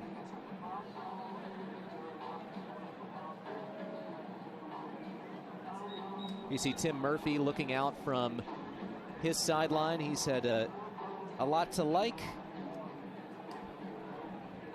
Some things to work on. He can't be 100% thrilled with everything his offense has done, but when your team's ahead 34-3, generally net positive, I would say. Well, I think he's going to take a lot of positives out of the run game. Still looking for more from the passing offense. Ron Prince looking on.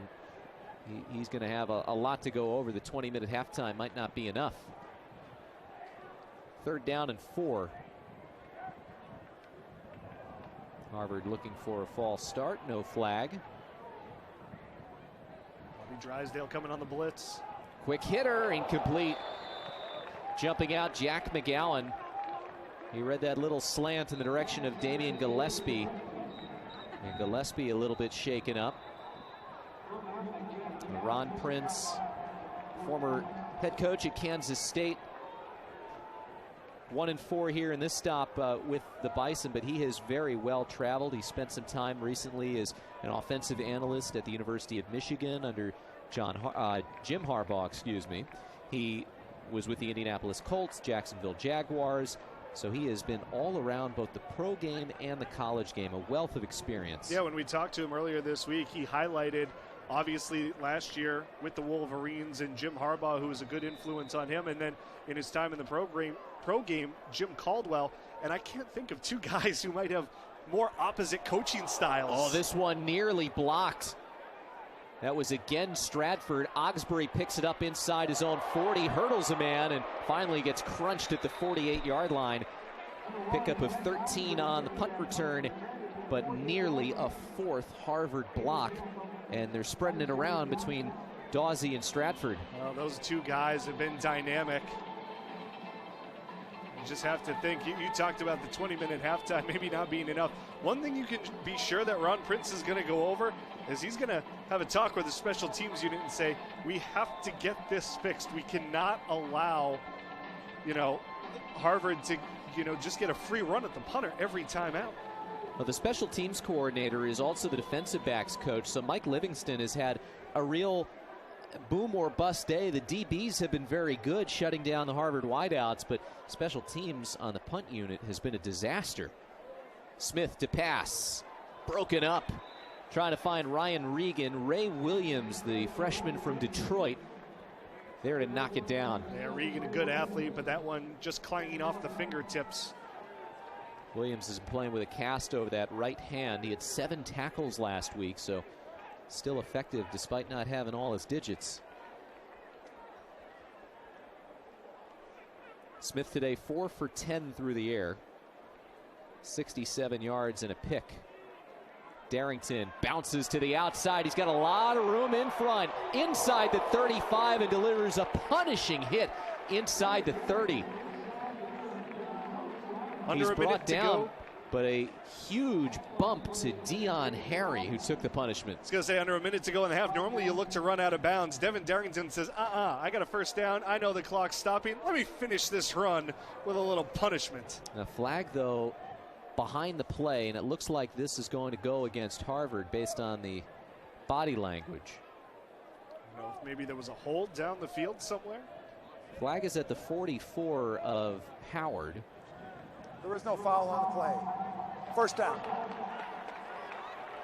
So Harvard happy with that. 49 seconds. Let's quickly go back down to Kevin.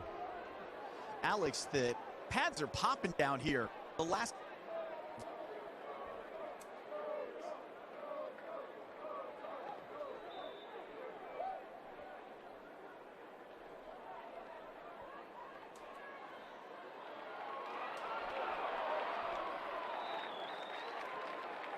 We're having some technical difficulties with Kevin down on the sideline, but doesn't stop Devin Darrington from another run inside the 10 to the 8. And Harvard still with one more timeout. They can afford to run it here.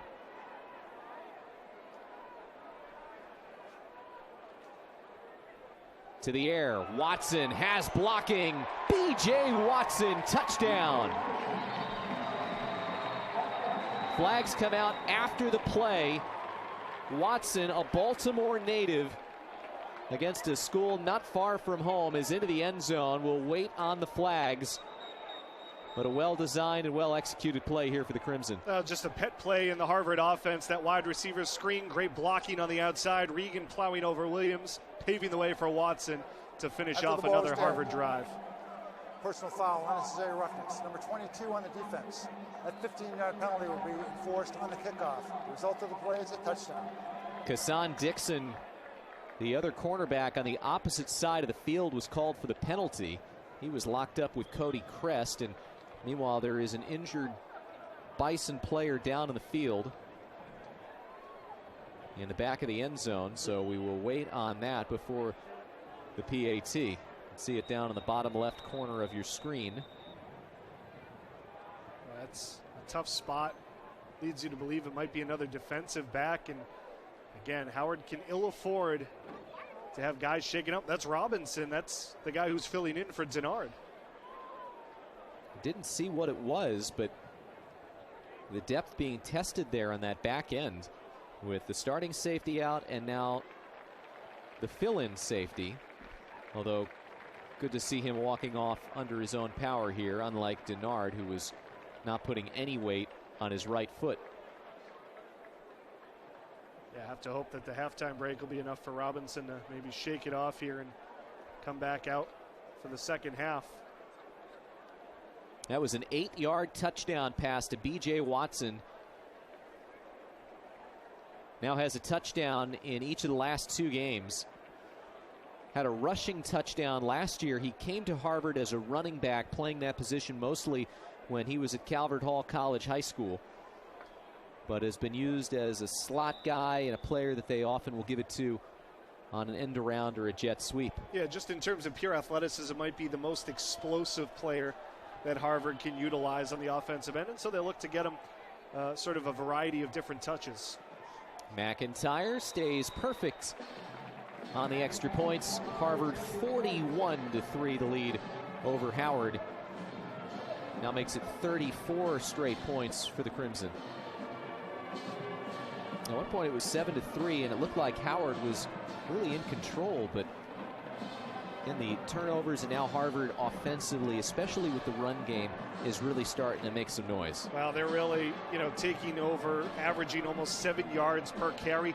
Talked about last week, Bethune-Cookman, it took them a while to really get going with the run game. They ended up running for over 200 yards, average 5 yards per carry, and that was going to be a big part of the game plan for Harvard today, is they were going to have to, be consistent with the run. Just because they were going to get stopped on occasion, stick with it, and eventually some of those holes will open up, and that's what's happened here in the second quarter. In the first quarter, Howard did a good job sort of limiting some of the damage of Darrington, forced them to really, use that power to grind out those extra yards. Well, now he's finding more space, getting to that second level of the defense, and right now that second level is starting to get banged up for the Bison. Harvard outrushing Howard 144-1. Passing is almost 2-1 in favor of Howard, but they have not been able to turn that into a touchdown. Another touchback. 33 seconds left. Howard with 2 timeouts. Harvard will receive the second half kickoff as well, so we'll see how Howard wants to play this Didn't take very long for the Crimson to go on that last touchdown drive. And maybe take a shot down the field here early just to see if you can get in scoring range, but doesn't even look like Howard will want to do that. Going to take a knee and go to halftime. So for Howard, it has been a bumpy ride at the start of the season, and it has been just as bumpy here in their first ever trip to Harvard Stadium.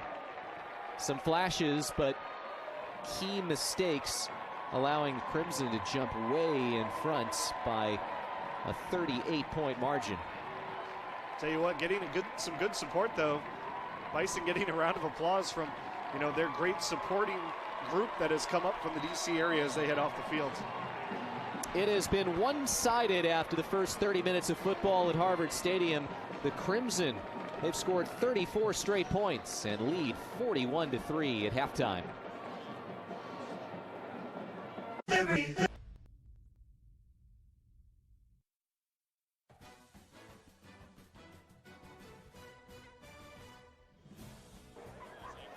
A historic venue, a historic matchup between two influential institutions in Harvard and Howard, but it has been very, very one-sided. We welcome you back to Harvard Stadium with Ben Altscher, Alex Vispoli, and Harvard up by 38 points at halftime. This game has really turned on special teams plays in Harvard's favor. Well, when it's a third of the game, sometimes it can be more than that, and Harvard has made that the case so far today. 3 blocked punts for the Crimson. Khalil Dossie has just been outstanding getting in, and that's something that Howard is really going to need to shore up going forward in the second half. It set up the first of what would be 3 first-half touchdown runs for Darrington in that first half for the Crimson. And then you take a look as Harvard would go on. They would roll up. Here's the punt setup, and this is what has been the real problem for Howard today. That time it's DeMarcus Stratford getting in, and he cleans it up himself for the special teams touchdown. And after that, Harvard would find its offensive rhythm in the second quarter, really taking control. A touchdown run there from Bourget getting into the mix as Harvard carried for over 100 yards in the first half. Yeah, the offense didn't necessarily have the best day in terms of driving in the first half.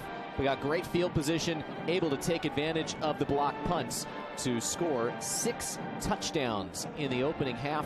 It was a 7-3 game. Harvard has scored 34 straight points, and you see that big disparity in the rushing.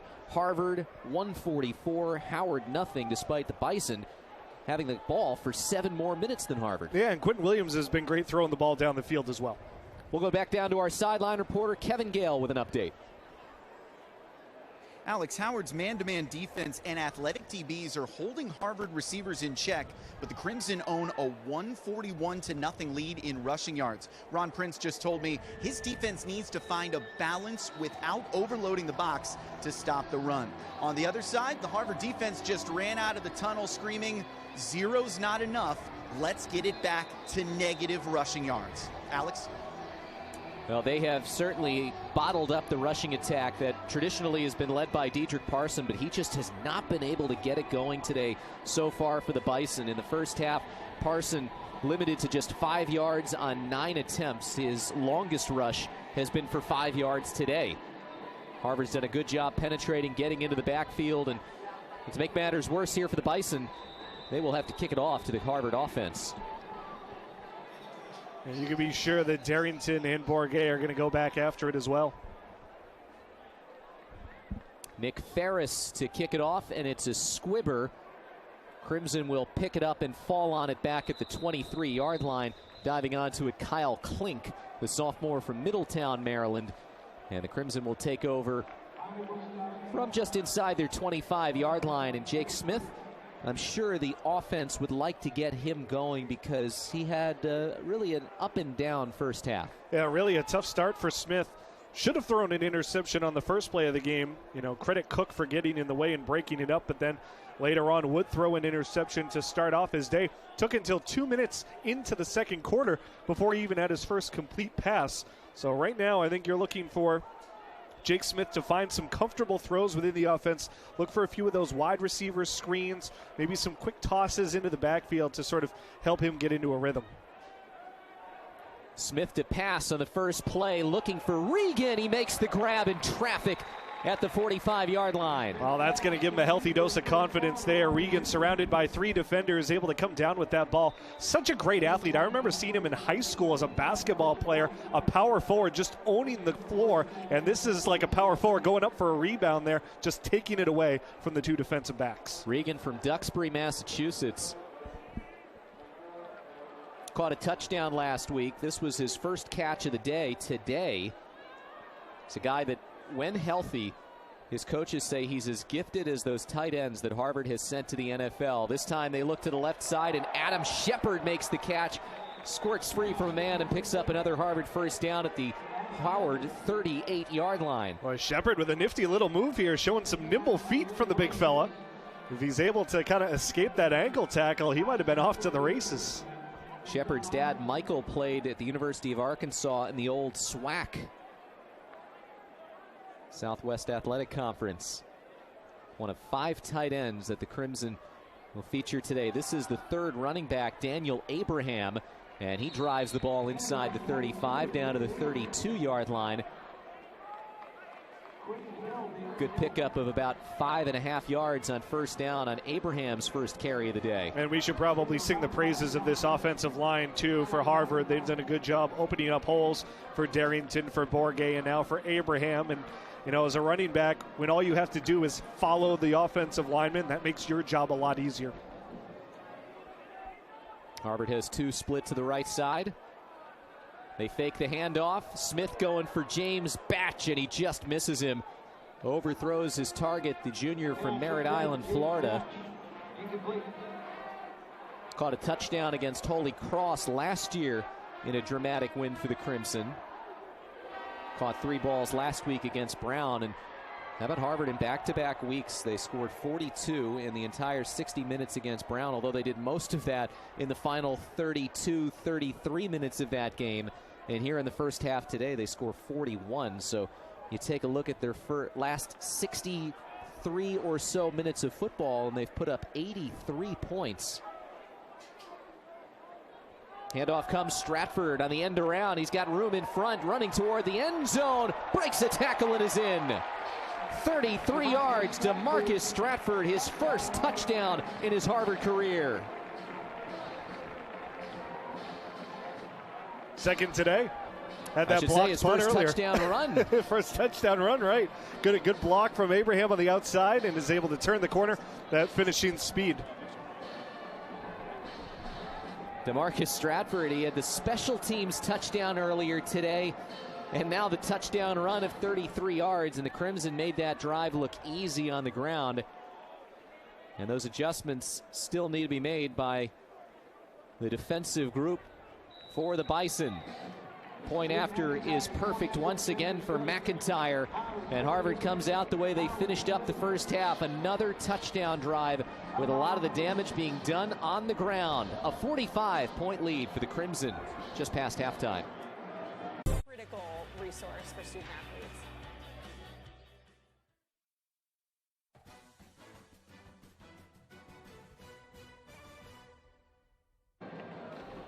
A lot to like through the first 32 minutes of this game for Harvard head coach Tim Murphy in his 26th season at Harvard.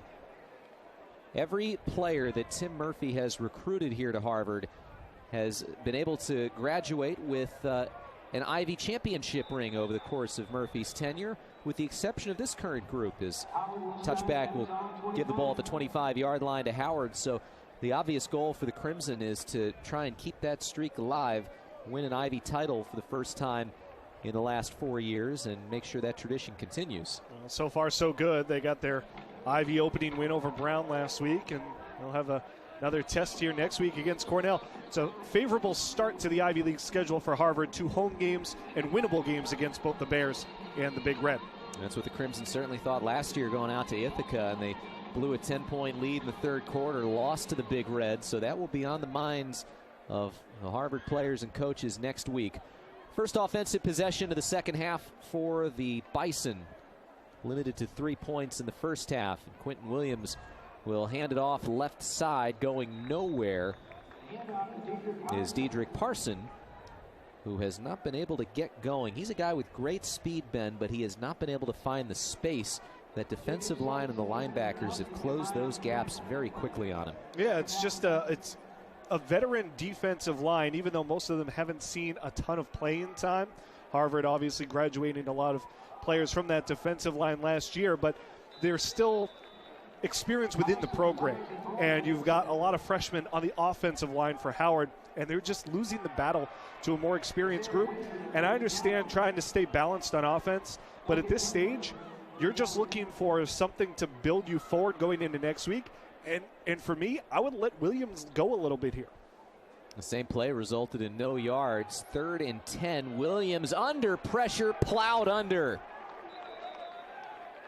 Sacked back at the 18-yard line.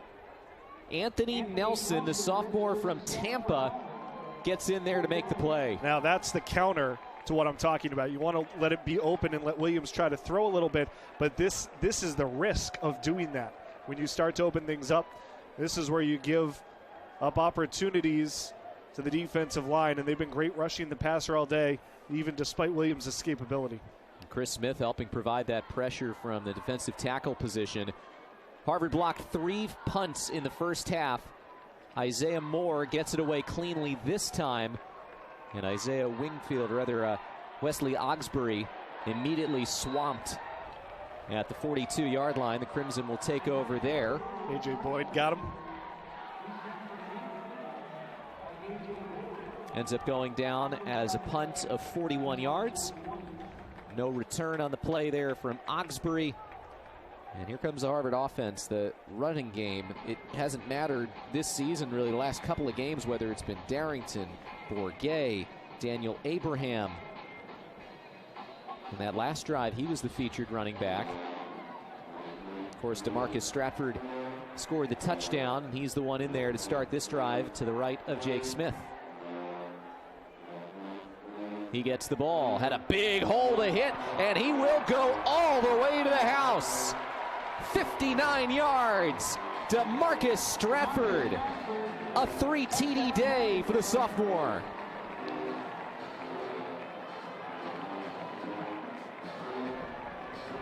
The hole was enormous for Stratford to hit. Well, check it out. Nobody back here for Howard, and Stratford just sees green in front of him. He could have driven a Mack truck the 40 yards he sprinted into the end zone. That Harvard offensive line opening up a gaping hole. Jake McIntyre will try and make it 55 on the hold for Max Jones. And again, I think that's where the loss of Denard factors in there as well, because he's usually that safety valve back there. There wasn't anybody back there that time for Howard. There has been little support in the run game against Harvard here in the second half. Crimson keep rolling. Up now 52. Now I could potentially be Y or Z, which is the fun part. My name is Joanne Chang. I graduated in '91 and I lived in Leverett House.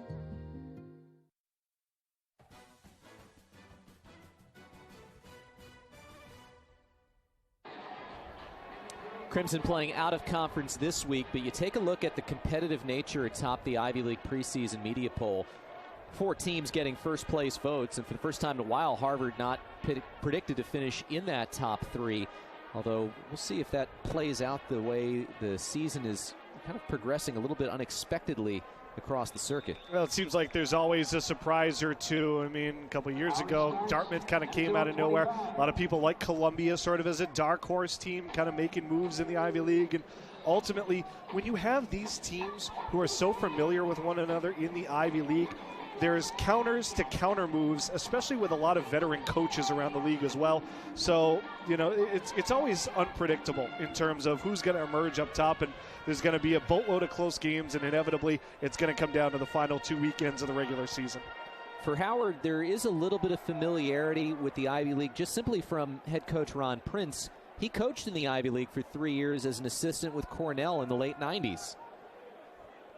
Quentin Williams is going deep down the left sideline, and the catch made by Michael Cornwell, drifting inside the Harvard 30-yard line. A big pickup for the tight end for Maryland. I tell you, this kid Williams throws a great ball.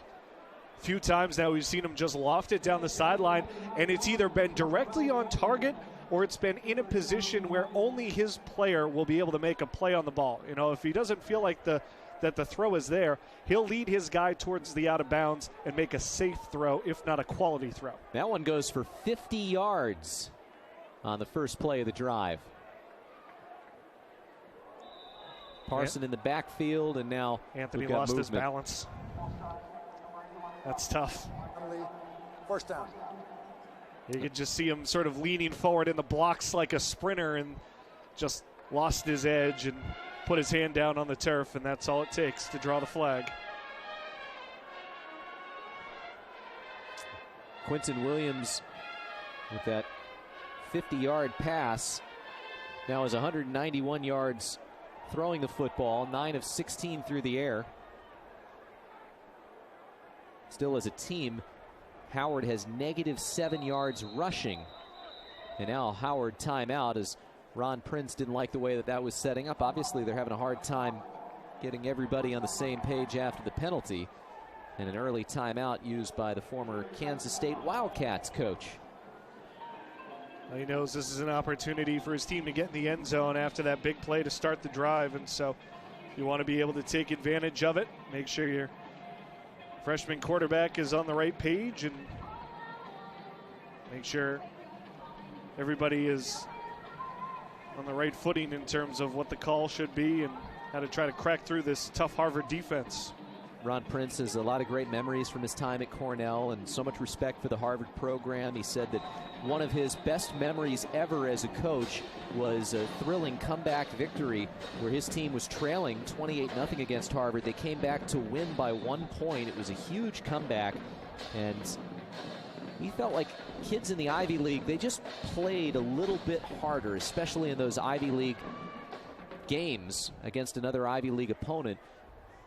Even though they didn't necessarily have teams that were stocked full of NFL talent, they just competed so hard. And going down hard on a sack from Nazir Darnell is Quinton Williams. And another negative play will drive that Bison back to the 33. And another sack for the Harvard defense. I believe that's their 6th of the day. Gotta be careful there.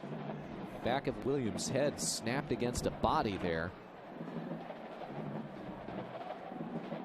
2nd and 18. Need to get to the 15-yard line. Handoff, Parson sheds one tackler, breaks through another to the outside, and Bennett Bay pushes him down at the 20.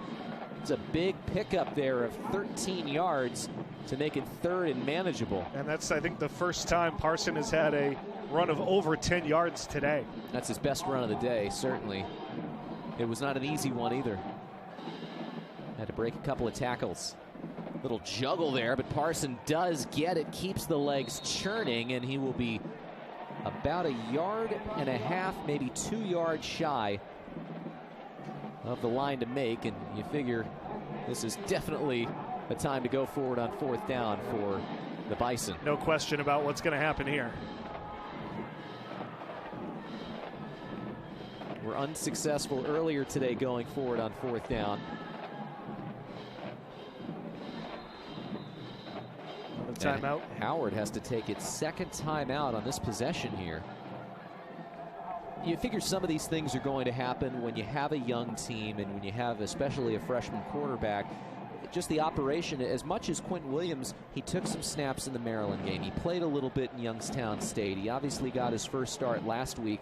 It's just the experience of running a college offense. By the way, a new college offense to everybody out here.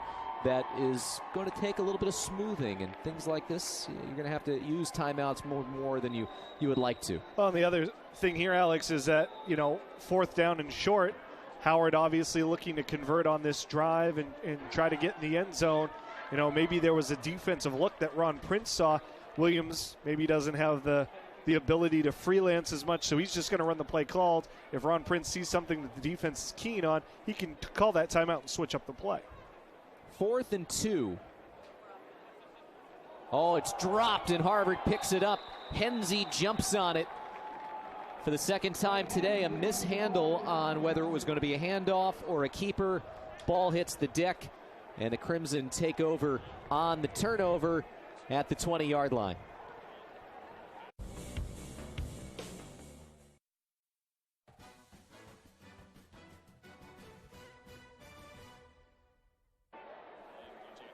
Check out how Nasir Daniel forces this fumble for the Harvard Crimson. Right here, he gets in the backfield as the handoff comes. The ball jarred loose, and another easy turnover for the Harvard defense, Alex. It was 4th down and 2, so that penetration didn't look like it was really going to go anywhere. And Harvard will put its backup quarterback, Luke Emge, into the game. He hands off Daniel Abraham around the outside. So it looks like the day is done for Jake Smith. Didn't have the same kind of performance he did last week. Finishes 7 of 14 for 113 yards, 1 touchdown, 1 interception. Harvard has done basically 90% of its damage through the ground and special teams today. But you know what? The day ended for Jake Smith, I think, better than it started. Had that interception early on, didn't complete a pass until the second quarter, had that good throw to Regan to spark the last drive, and I think ending the day strong should give him some confidence going into next week against Cornell. On 2nd and 4, Abraham gets just about where he needs to, maybe about half a yard short. It's going to be 3rd and inches here. Emge is a sophomore from Lancaster, Pennsylvania. Made his Harvard debut last week against Brown. Did not throw a pass in that contest. Didn't play in a game last year for the Crimson in his freshman season. Abraham gets it again. He's tied up in the backfield, and he will not get there. Antonio Turner was the first one to hit Daniel Abraham, tied him up by the shoestrings, and Harvard goes 3 and out, so that is definitely the best performance by the Brown defense against Harvard on a drive that wasn't the turnover. Great penetration there by Turner. He's not able to make the final tackle, but slows down Abraham enough to allow a couple other Howard defenders to get in the backfield, and it's the first 3 and out today, I believe, for the Harvard offense.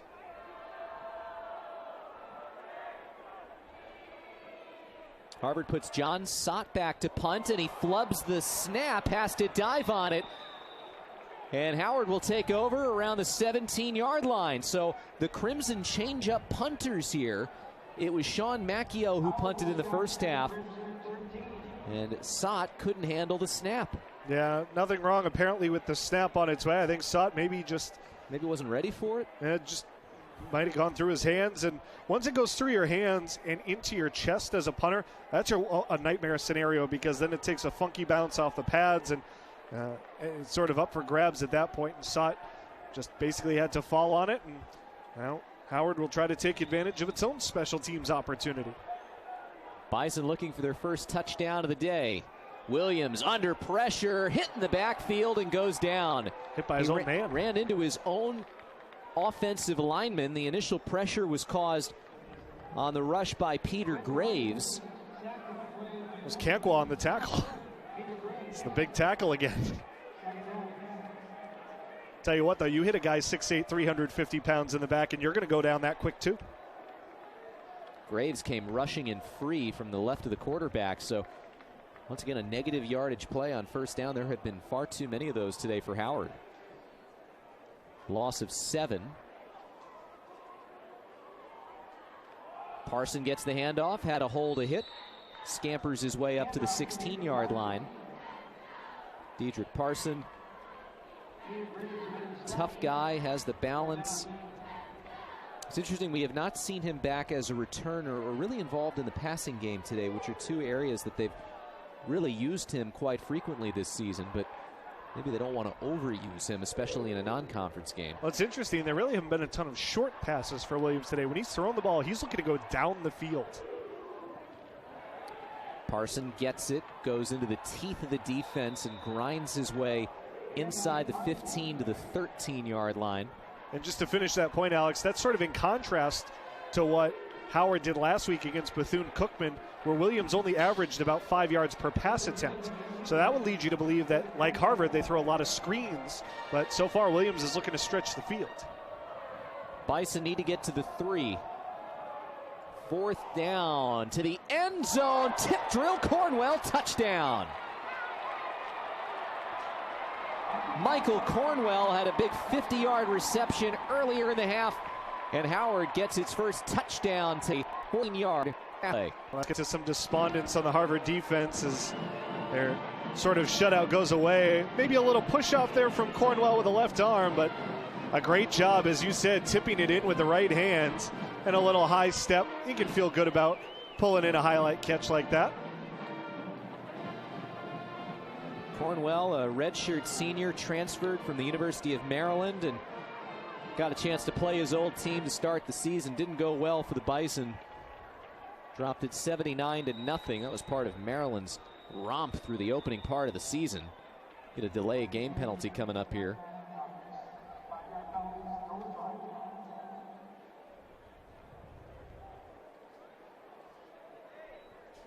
So some positives here for Harvard in the or for Howard, I should say, here in just the last few minutes. Get the stop, 3 and out, force the punt, and the punt that never came. And then you go down and score a touchdown, converting on 4th.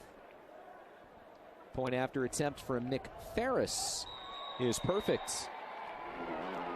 Freshman from Appomattox, Virginia, makes it 55-10. And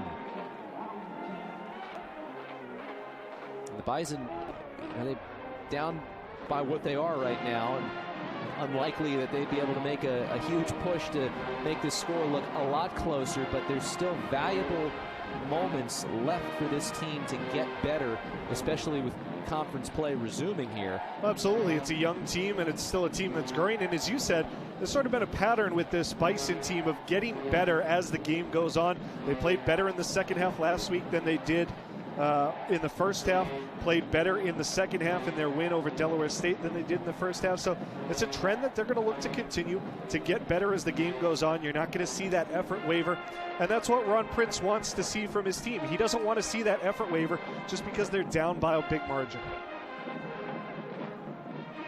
The last kickoff we saw from Howard was a bit of a squib kick. We'll see what they do here with Ferris. Freshman kicker that they really like. Won a state title at Appomattox High School, and in that run he had as this goes right into the man upfield, picked up by Jack McGowan. And Harvard will take over right around the 35-yard line. So scrum breaks out. You see the NEAC preseason poll. Howard picked to finish 4th, but we saw the balance in teams getting first place votes in the Ivy League. How about this? The teams picked to finish 7th and 8th. Norfolk State and Morgan State also getting first place votes. Certainly anyone's league in the MEAC, and part of where Howard sits, resided on what they did last year, which was with a whole different quarterback in Kalen Newton, who a lot of people were very high on. Kalen Newton, the Offensive Player of the Year in the MEAC, and the Rookie of the Year 2 years ago when they had the biggest point spread upset in college football history against UNLV.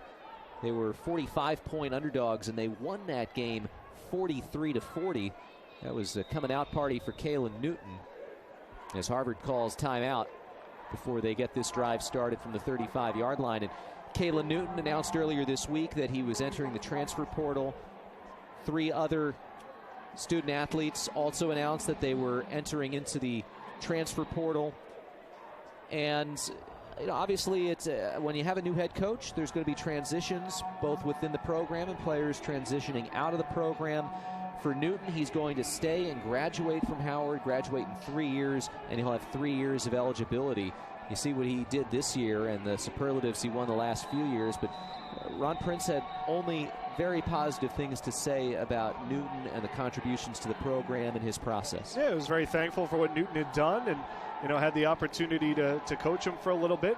And, one of the big things that Coach Prince was saying was that, it's sort of the way of college football these days, and players to a certain extent have a little bit more control over where they get to go, and Kalen Newton obviously making his decision to, apparently move on. First pass for Luke Emge is completed along the left side. That's Gavin Sharkey, the first-year wide receiver, to make the catch across midfield. And Sharkey goes down at the 47-yard line of Howard. So how about that for a connection? First pass, first catch for Emge and Sharkey. And this is the opportunity right now for Tim Murphy to see some new players mix in. And, he's looking for some more weapons, I think, on the offensive side, especially some pass catchers that Jake Smith can rely on. Abraham following the block of Kyle Klink, and he's finally spun down to the 40-yard line. Tackle made on the play by Merrick Sims, the linebacker. It'll be 2nd and 3 here for the Harvard offense. Emge, we talked to offensive coordinator Joel Lamb for the Crimson. He was very high on him. Said as a backup quarterback, he really has some important skills. Very diligent, conscientious, really stays on top of the offense, which you have to do as a backup when you're in a supporting role. And now getting an extended amount of playing time here in the second half makes a good decisional scramble for the first down. Well, not only are you responsible for learning your own offense, but you're also responsible for learning the opposition's offense week in and week out, and sort of playing that dress rehearsal role of the opposition quarterback. And if you can play that role well, that's a valuable commodity for a team to have, because then your defense is better prepared for what they're going to see on a week. Led Manheim Township to a school record in wins when he was a senior captain. Brought them to the Final Four in the state of Pennsylvania. Gives Stratford, was able to evade one, but only makes it back to the line of scrimmage. Stratford from Waxhaw, North Carolina, has had a huge day. Before that last carry, 2 rushes for 92 yards, 2 rushing touchdowns, a block punt that was recovered by him in the end zone. So he's got 3 total TDs today. Yep, Ian Darrington each with a hat trick.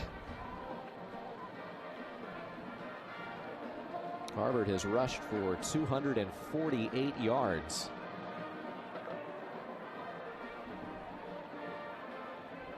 Second and 10. Again, Stratford, left side, and he won't get much there. Tackle on the play made by Howard's Ken Larkin, a senior defensive lineman. Harvard, when they were scouting Howard, were really impressed by the athleticism and explosiveness that Howard has had. They haven't always been on the same page. They've not been able to put it together here today and over the course of the start of this season, but certainly a lot of talent there. And some of the players on the team said they've just got some dudes on this squad, and we've seen it in small bursts today. Well, I think it's safe to say Kyle Anthony is a dude. He made some great plays down the field for his freshman quarterback, Quentin Williams. Emge tries to find Batch off the left hand of the junior.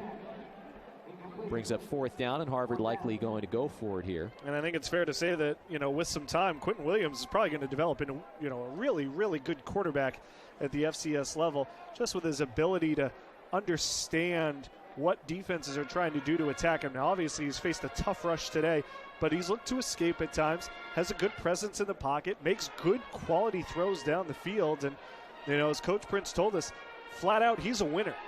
And, he has won at the high school level, and he's going to be a winner at the college level eventually.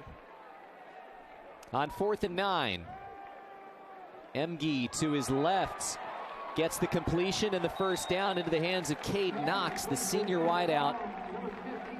And Luke Emge has completed 2 of his 3 passes, and the 2 completions have gone for big first downs. That one goes for 15 yards after the 18-yard pickup he had earlier in the drive. Emge stands 6'2", 200 pounds, a little bit bigger than the starter, Jake Smith. But they like that he is a natural leader.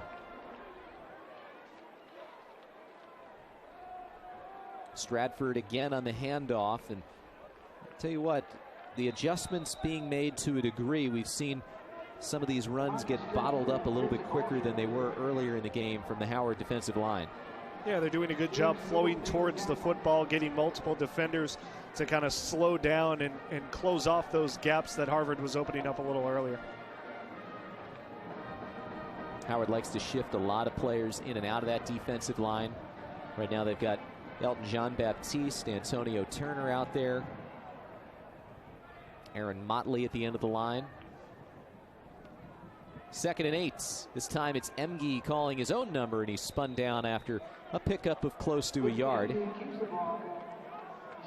Sets up for a 3rd down and 7 for the Harvard offense in what will likely be the final play of the 3rd quarter.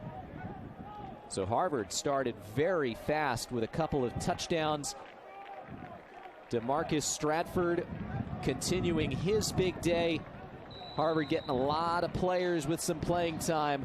Howard, some positives as well. They scored their first touchdown, but it's still all Crimson today in Cambridge.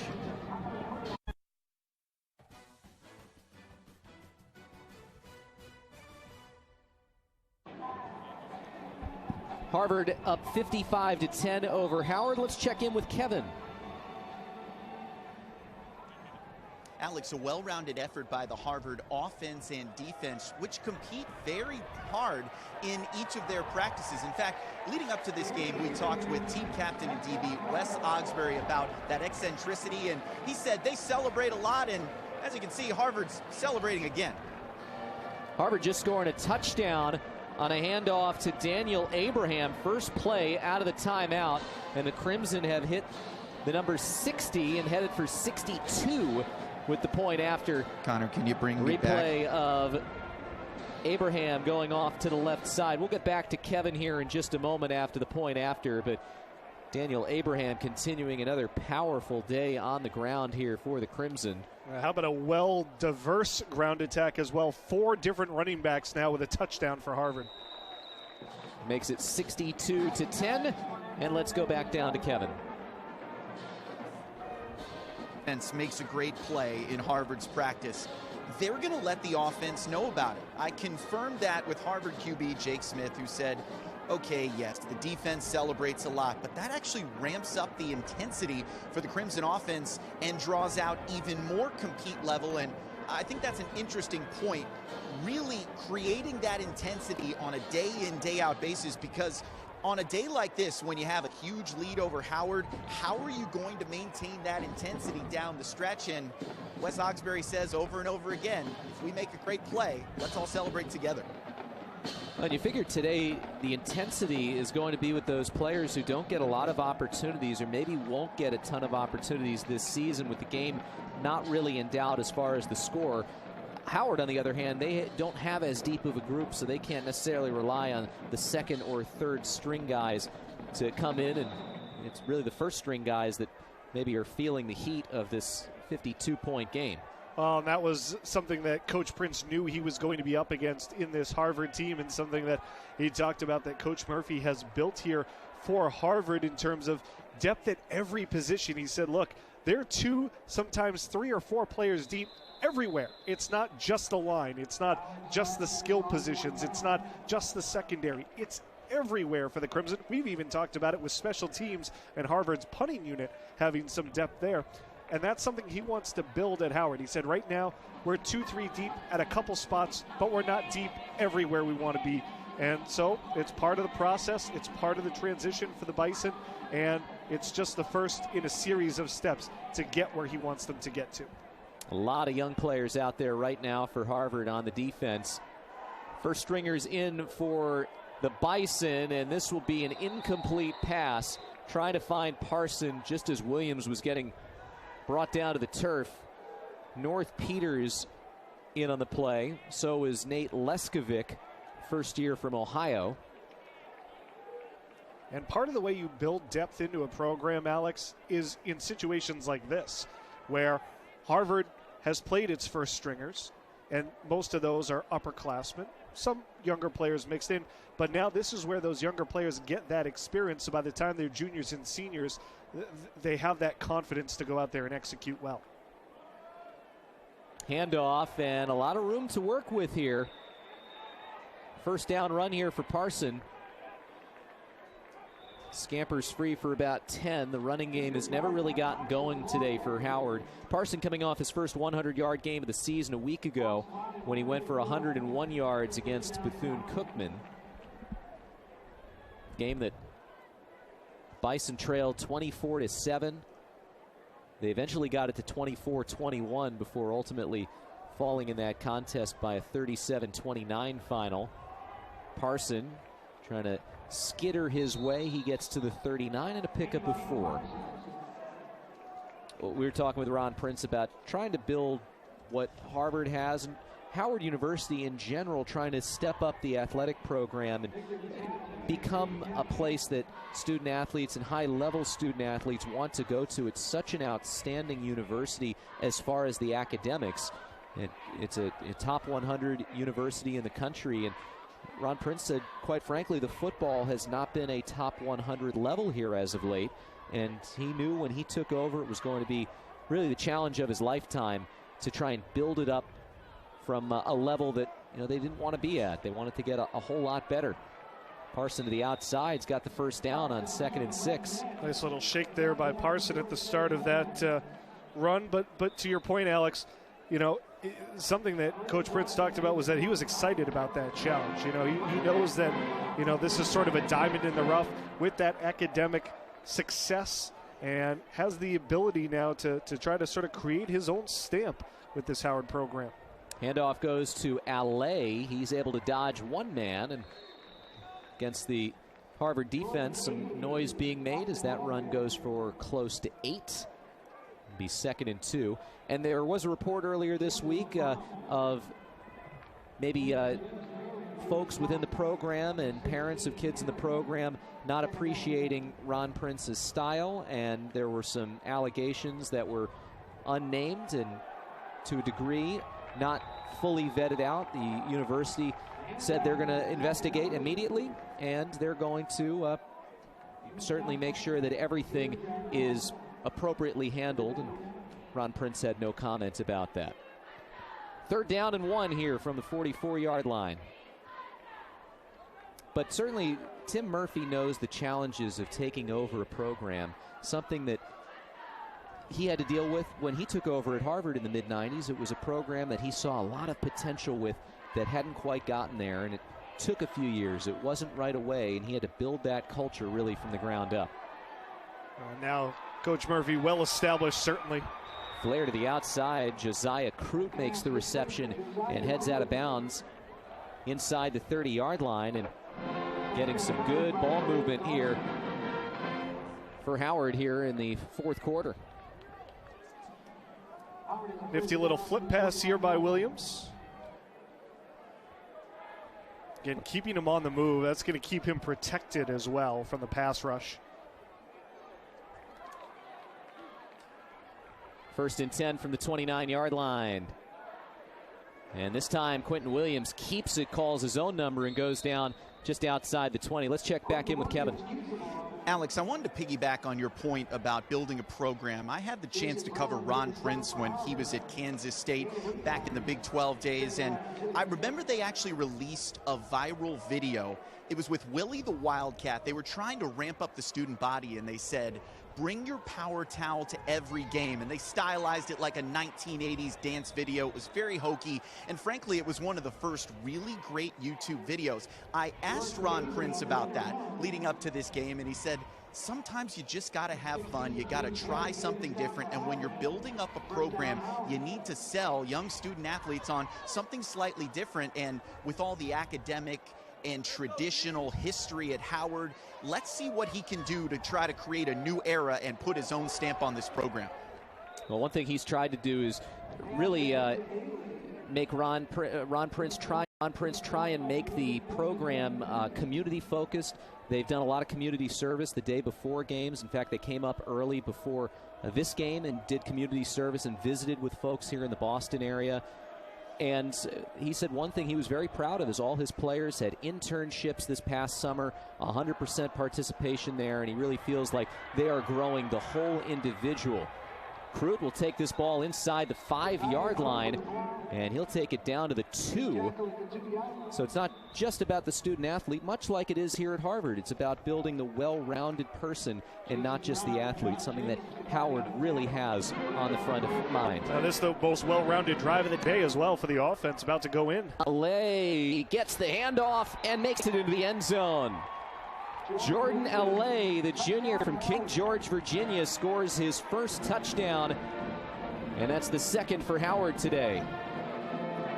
A couple times on this drive, they've gone to this jet sweep for LA, and this time he's just able to turn the corner, skipping past the defensive end, North Peters, and able to get the Bison in the end zone again. Nick Ferris on for the point after. And that was the best drive of the day from the Howard offense.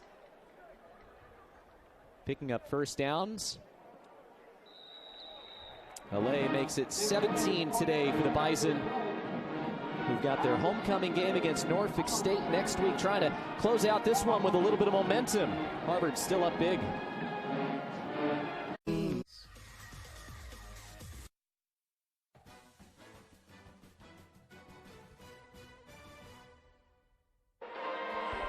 Well, we've noted the historic nature of this matchup between Howard and Harvard, and in case you're unfamiliar, some very famous and influential folks have come out of Howard University. Edward Brooke was a senator from right here in Massachusetts, but look at the vast variety of industries and leaders, including a current NFL player, and Antoine Bethea. They, again, consider it the Harvard of the HBCUs, and here they are competing at Harvard for the first time. Special game, regardless of the outcome. As we've said, it goes beyond the game. Yeah, this one sort of dubbed the battle for the real HU, if you will. And, you know, there were lots of conferences, lots of events, and really a celebration of both the history of both these schools academically, and as you said, pointing out some of those people, the famous alumni of Howard, and obviously a lot of connection between these two schools. You know, famous people who come from both institutions, and you know the sort of connection that they share. Kyle Klink just had to pounce on that football when it came charging right for him. We'll see Luke Emge once again. He has taken the bulk of the snaps at quarterback here in the second half after Jake Smith started the second half. Howard has been a little bit better defensively. Harvard jumped out to a quick start after leading at halftime by 38 points. Handoff on the left side to Marcus Stratford, who's got a 3-touchdown day, and he's got a first down on a 12-yard pickup. It's going to put him over 100 yards as well, joining Darrington. A couple century-yard backs for Harvard. 115 yards on the ground. You know, it was interesting reading all the coverage and talking to people about this game and the importance of it, and Howard bussed students up, and they got the treatment that normally Yale students get during Harvard-Yale Week, where Harvard students hosted them in their dorms over the last few days. They took them to campus social events and really treated them to a visit here to the campus. The tailgates that were happening earlier today, and not only folks who were Howard University supporters and folks down at Howard, but folks from other communities, including a group of people from New Haven who came up. They wanted to see this game. First time Ivy League has faced Howard University. Well, right. That's how much attention this game drew and how much of a landmark game it was, and sort of the celebration of these two programs finally coming together for the first time, and that other institutions wanted to get in on the action. 3-yard pickup on first down.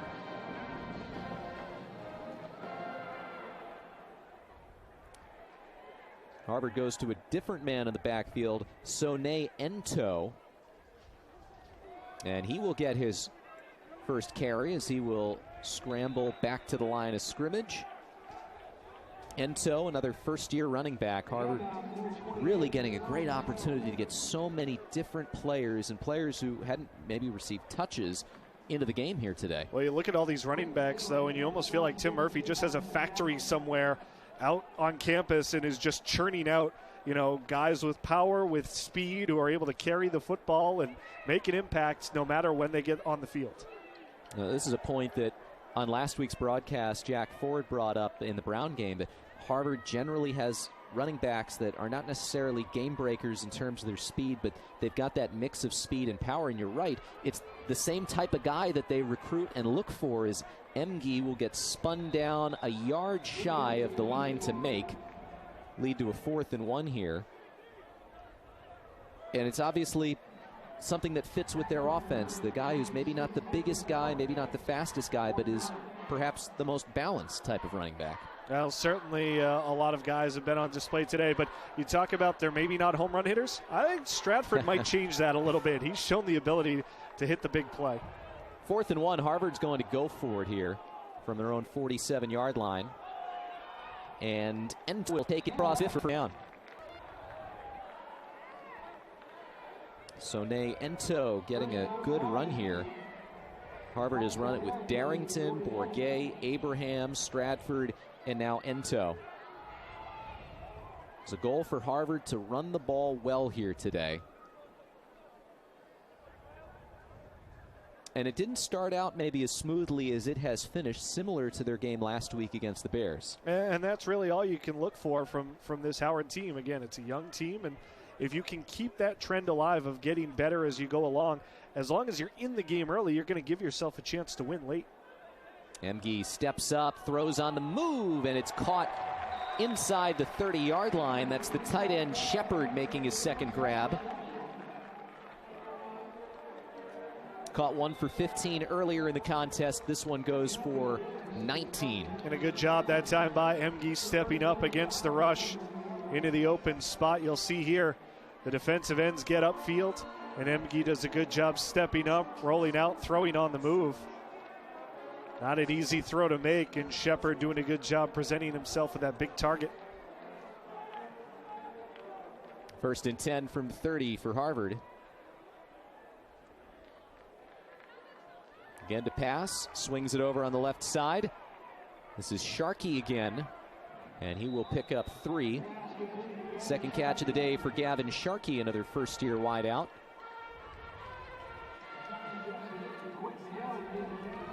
Crimson have scored 3 more touchdowns since the start of the second half. Howard has a couple of touchdowns and has some bit of positive momentum. They've got their homecoming game next week against Norfolk State, and the homecoming festivities started back in Washington, D.C. this weekend. So that will be a big, big game for a team that has spent so much time away from home here to start the season. 5 out of the first 6 away from Green Stadium. Ento will leave Harvard with a 3rd and 2. Crimson just chewing up clock on this drive. They're trying to bleed that play clock as low as they can before often handing the ball off. Harvard, meanwhile, has Cornell next week as they jump back into the Ivy League slate. They've got one more non-conference game to come. They will hit the road in 2 weeks to face Holy Cross, a team that they narrowly defeated here last season. We talked about the motivation for Harvard going into next week, though. That's certainly going to be amplified, you would think, through this week of practice by the coaching staff saying, hey, remember what happened last year in Ithaca and take that attitude into this game against Cornell next weekend. Ento will be about a yard short here, 4th and 1. And once again, the Crimson will go for it. First one to get there, Ray Williams, the freshman from Detroit. Again, playing with that cast on his right hand.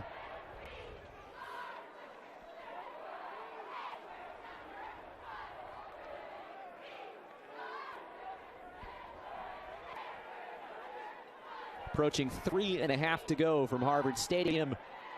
Nothing there on 4th down. Ento is swarmed.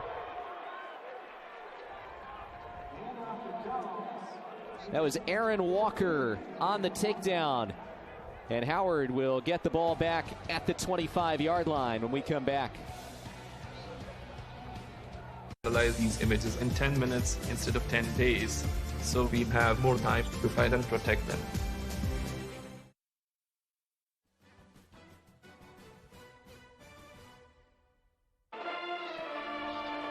Take a look at the scores from around the Ivy League last night. Dartmouth gets the win over Penn, and some interesting results. Princeton had a really tough time with Columbia, a team that lost to Georgetown last week. And how about the Hoyas with a lead of 8-0 over Cornell, as they've got about 5 minutes to go before halftime in Ithaca. Off to a good start on the road for the Hoyas, and I don't think Harvard would be upset to see Cornell go down the week before coming out here to Cambridge. Brown also falling in an in-state game against Rhode Island by 3 points. It's a big win for the Rams. A heavy deficit in that series. 3:33 to go here, and Harvard leading by 45 points. Completion to Parson gets spun down after a pickup of 2. Jake Brown looked like there with the tackle. Quinton Williams 13 for 21. 224 yards, 1 touchdown, so he's played pretty well when it comes to those numbers. Rushing, they'd probably prefer him to avoid some of the sacks, although some of them have just been the defensive line collapsing and giving Williams nowhere to go. Yeah, they did a real good job collapsing the pocket. A lot of that could not be prevented. Deep down looking for Anthony, and it's just beyond his grasp. Excuse me, that was Parsons trying to use that speed to the outside. Dedrick Parson, again, a guy that they haven't really featured as much in the passing game before this drive. Yeah, trying to take advantage with the matchup with him on a linebacker there. Good throw again by Williams. Really, the big thing for Williams today, you say he's played pretty well. 0 interceptions. That's been the biggest thing.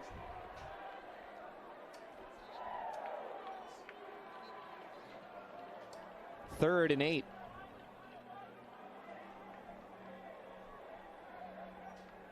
That's Crute in the backfield with Williams. Only 2 seconds on the play clock. They do get the snap off.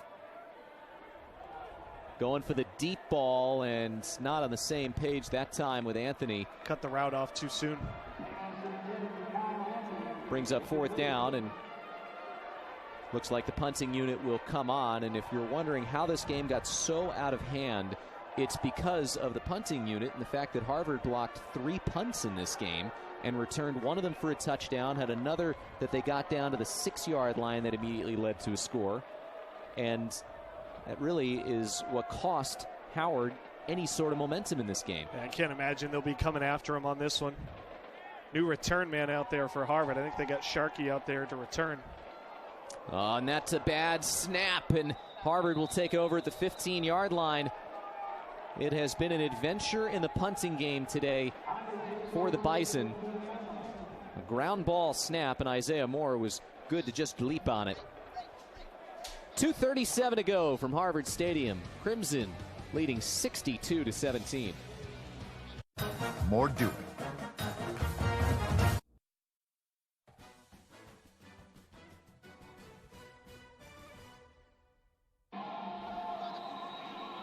Well, Tim Murphy keeps climbing this list. Today will be number 176 and get ever closer to the top spot for most wins as an Ivy League head coach. And pretty illustrious list that he's been on. He's been going back and forth with Al Bagnoli the last couple of seasons. But what can you say about the job Tim Murphy has done with the Crimson? We'll hear from him right after this one wraps up. Well, as you said, Alex, he's, when he took over here at Harvard, it was a little bit of a dormant program, and he sort of resurrected the Crimson back to football excellence. It's been a team that's been perennially in the conversation for the Ivy League championship. They haven't quite gotten there the past couple of seasons, but off to a great start these last 2 weeks. The big win over Brown to open up Ivy League play. They come out, and this was sort of an unknown quantity. Never played Howard, didn't really know what to expect, never even really played schools out of the MEAC. And so it was kind of a big question mark as to what they might see. And they came out, and they were able to win on the margins, special teams, defense, take advantage of a few different areas. And so Harvard was able to win in those facets, even when the offense maybe didn't have the best day. Of course, they were great on the ground with that diverse attack led by Darrington and Stratford. But, another solid win for this Harvard team, and they should have a lot of confidence and a lot of momentum going into next week against Cornell. Well, it's the first time that these teams have met, but it will not be the last time. Harvard will go to Washington, D.C. and play this Bison team next year, and then there will be a return game back here to Harvard Stadium for Howard. So part of the series, Tim Murphy wanted to play a school in the D.C. area after their series with Georgetown ended. He wanted a good academic school with a great recruiting area, high density of Harvard alumni. It was suggested by his former senior associate athletic director, Pat Henry. How about Howard? He said, I love the idea. You know, it's an academic-minded school, so much tradition, so much history, and it was brought to Howard. They loved the idea, facing an Ivy League team for the first time. Athletic director Kerry Davis, Dr. Frederick, the university president, who's a former Howard soccer player, thrilled to have them a part of it. And this is a great tradition here, Howard and Harvard meeting. It only took them 125, 126 years, but I guess worth the wait. Well, they got there in the end, and, you know, maybe the best part about it is this whole big celebration of the connection between the two programs. This isn't a one-off. Howard will have one last opportunity with the football here, as the Crimson were unable to kneel it completely down. And for Ron Prince's club, they've got Norfolk State next week, a chance to get back into MEAC play and an opportunity to work out some kinks. They will fall to 1-5, but still the bulk of the MEAC schedule still to come.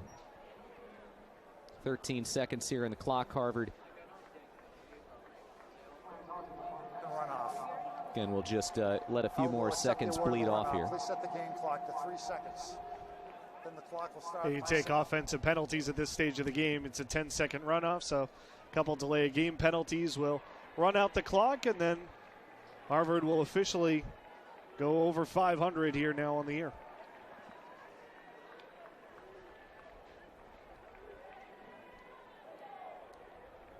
So one more kneel down should basically do it, as long as it takes 3 seconds. And that will be it.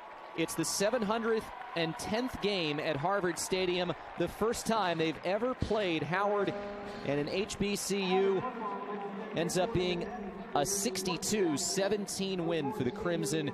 Dominating performance on the ground, and a good preparation for Harvard, getting back into Ivy League play. For Howard, just as historic an event, and they're looking forward to getting back into conference play next week as well. Yeah, for Howard, they'll look at a few of the things they did well in this game. You know, the deep balls from Williams, Kyle Anthony, outstanding performance. But for Harvard, you know, almost 300 yards on the ground and 7 yards per carry, almost 7 yards per carry. Just a great day in terms of the balance of the rushing attack for the Crimson. Maybe the only blemish, not the best day from Jake Smith, but he's had great days so far this year, so no reason for them not to be confident going forward. Let's go back down sideline to Kevin Gale, who's standing by with the Crimson head coach. Alex, thanks. Tim, congratulations on the win. This game was close, 7-3 early in the second quarter before 7 straight TDs. What triggered the offensive explosion? Well, I think what triggered it was our special teams on the punt block. Just had an outstanding day. We thought we might have a chance to block one. Obviously, that just changed the momentum. Our defense did a great job against the run, and then the offense finally got some traction. You told us before this game with Howard's man-to-man defense there might be some room to run. Well, Darrington and Stratford certainly found a way, didn't they? Yeah, it wasn't easy. Early on, they did a great job, but we felt like if they're going to play man-to-man and take 4 guys out of the run defense, then we're going to break some eventually.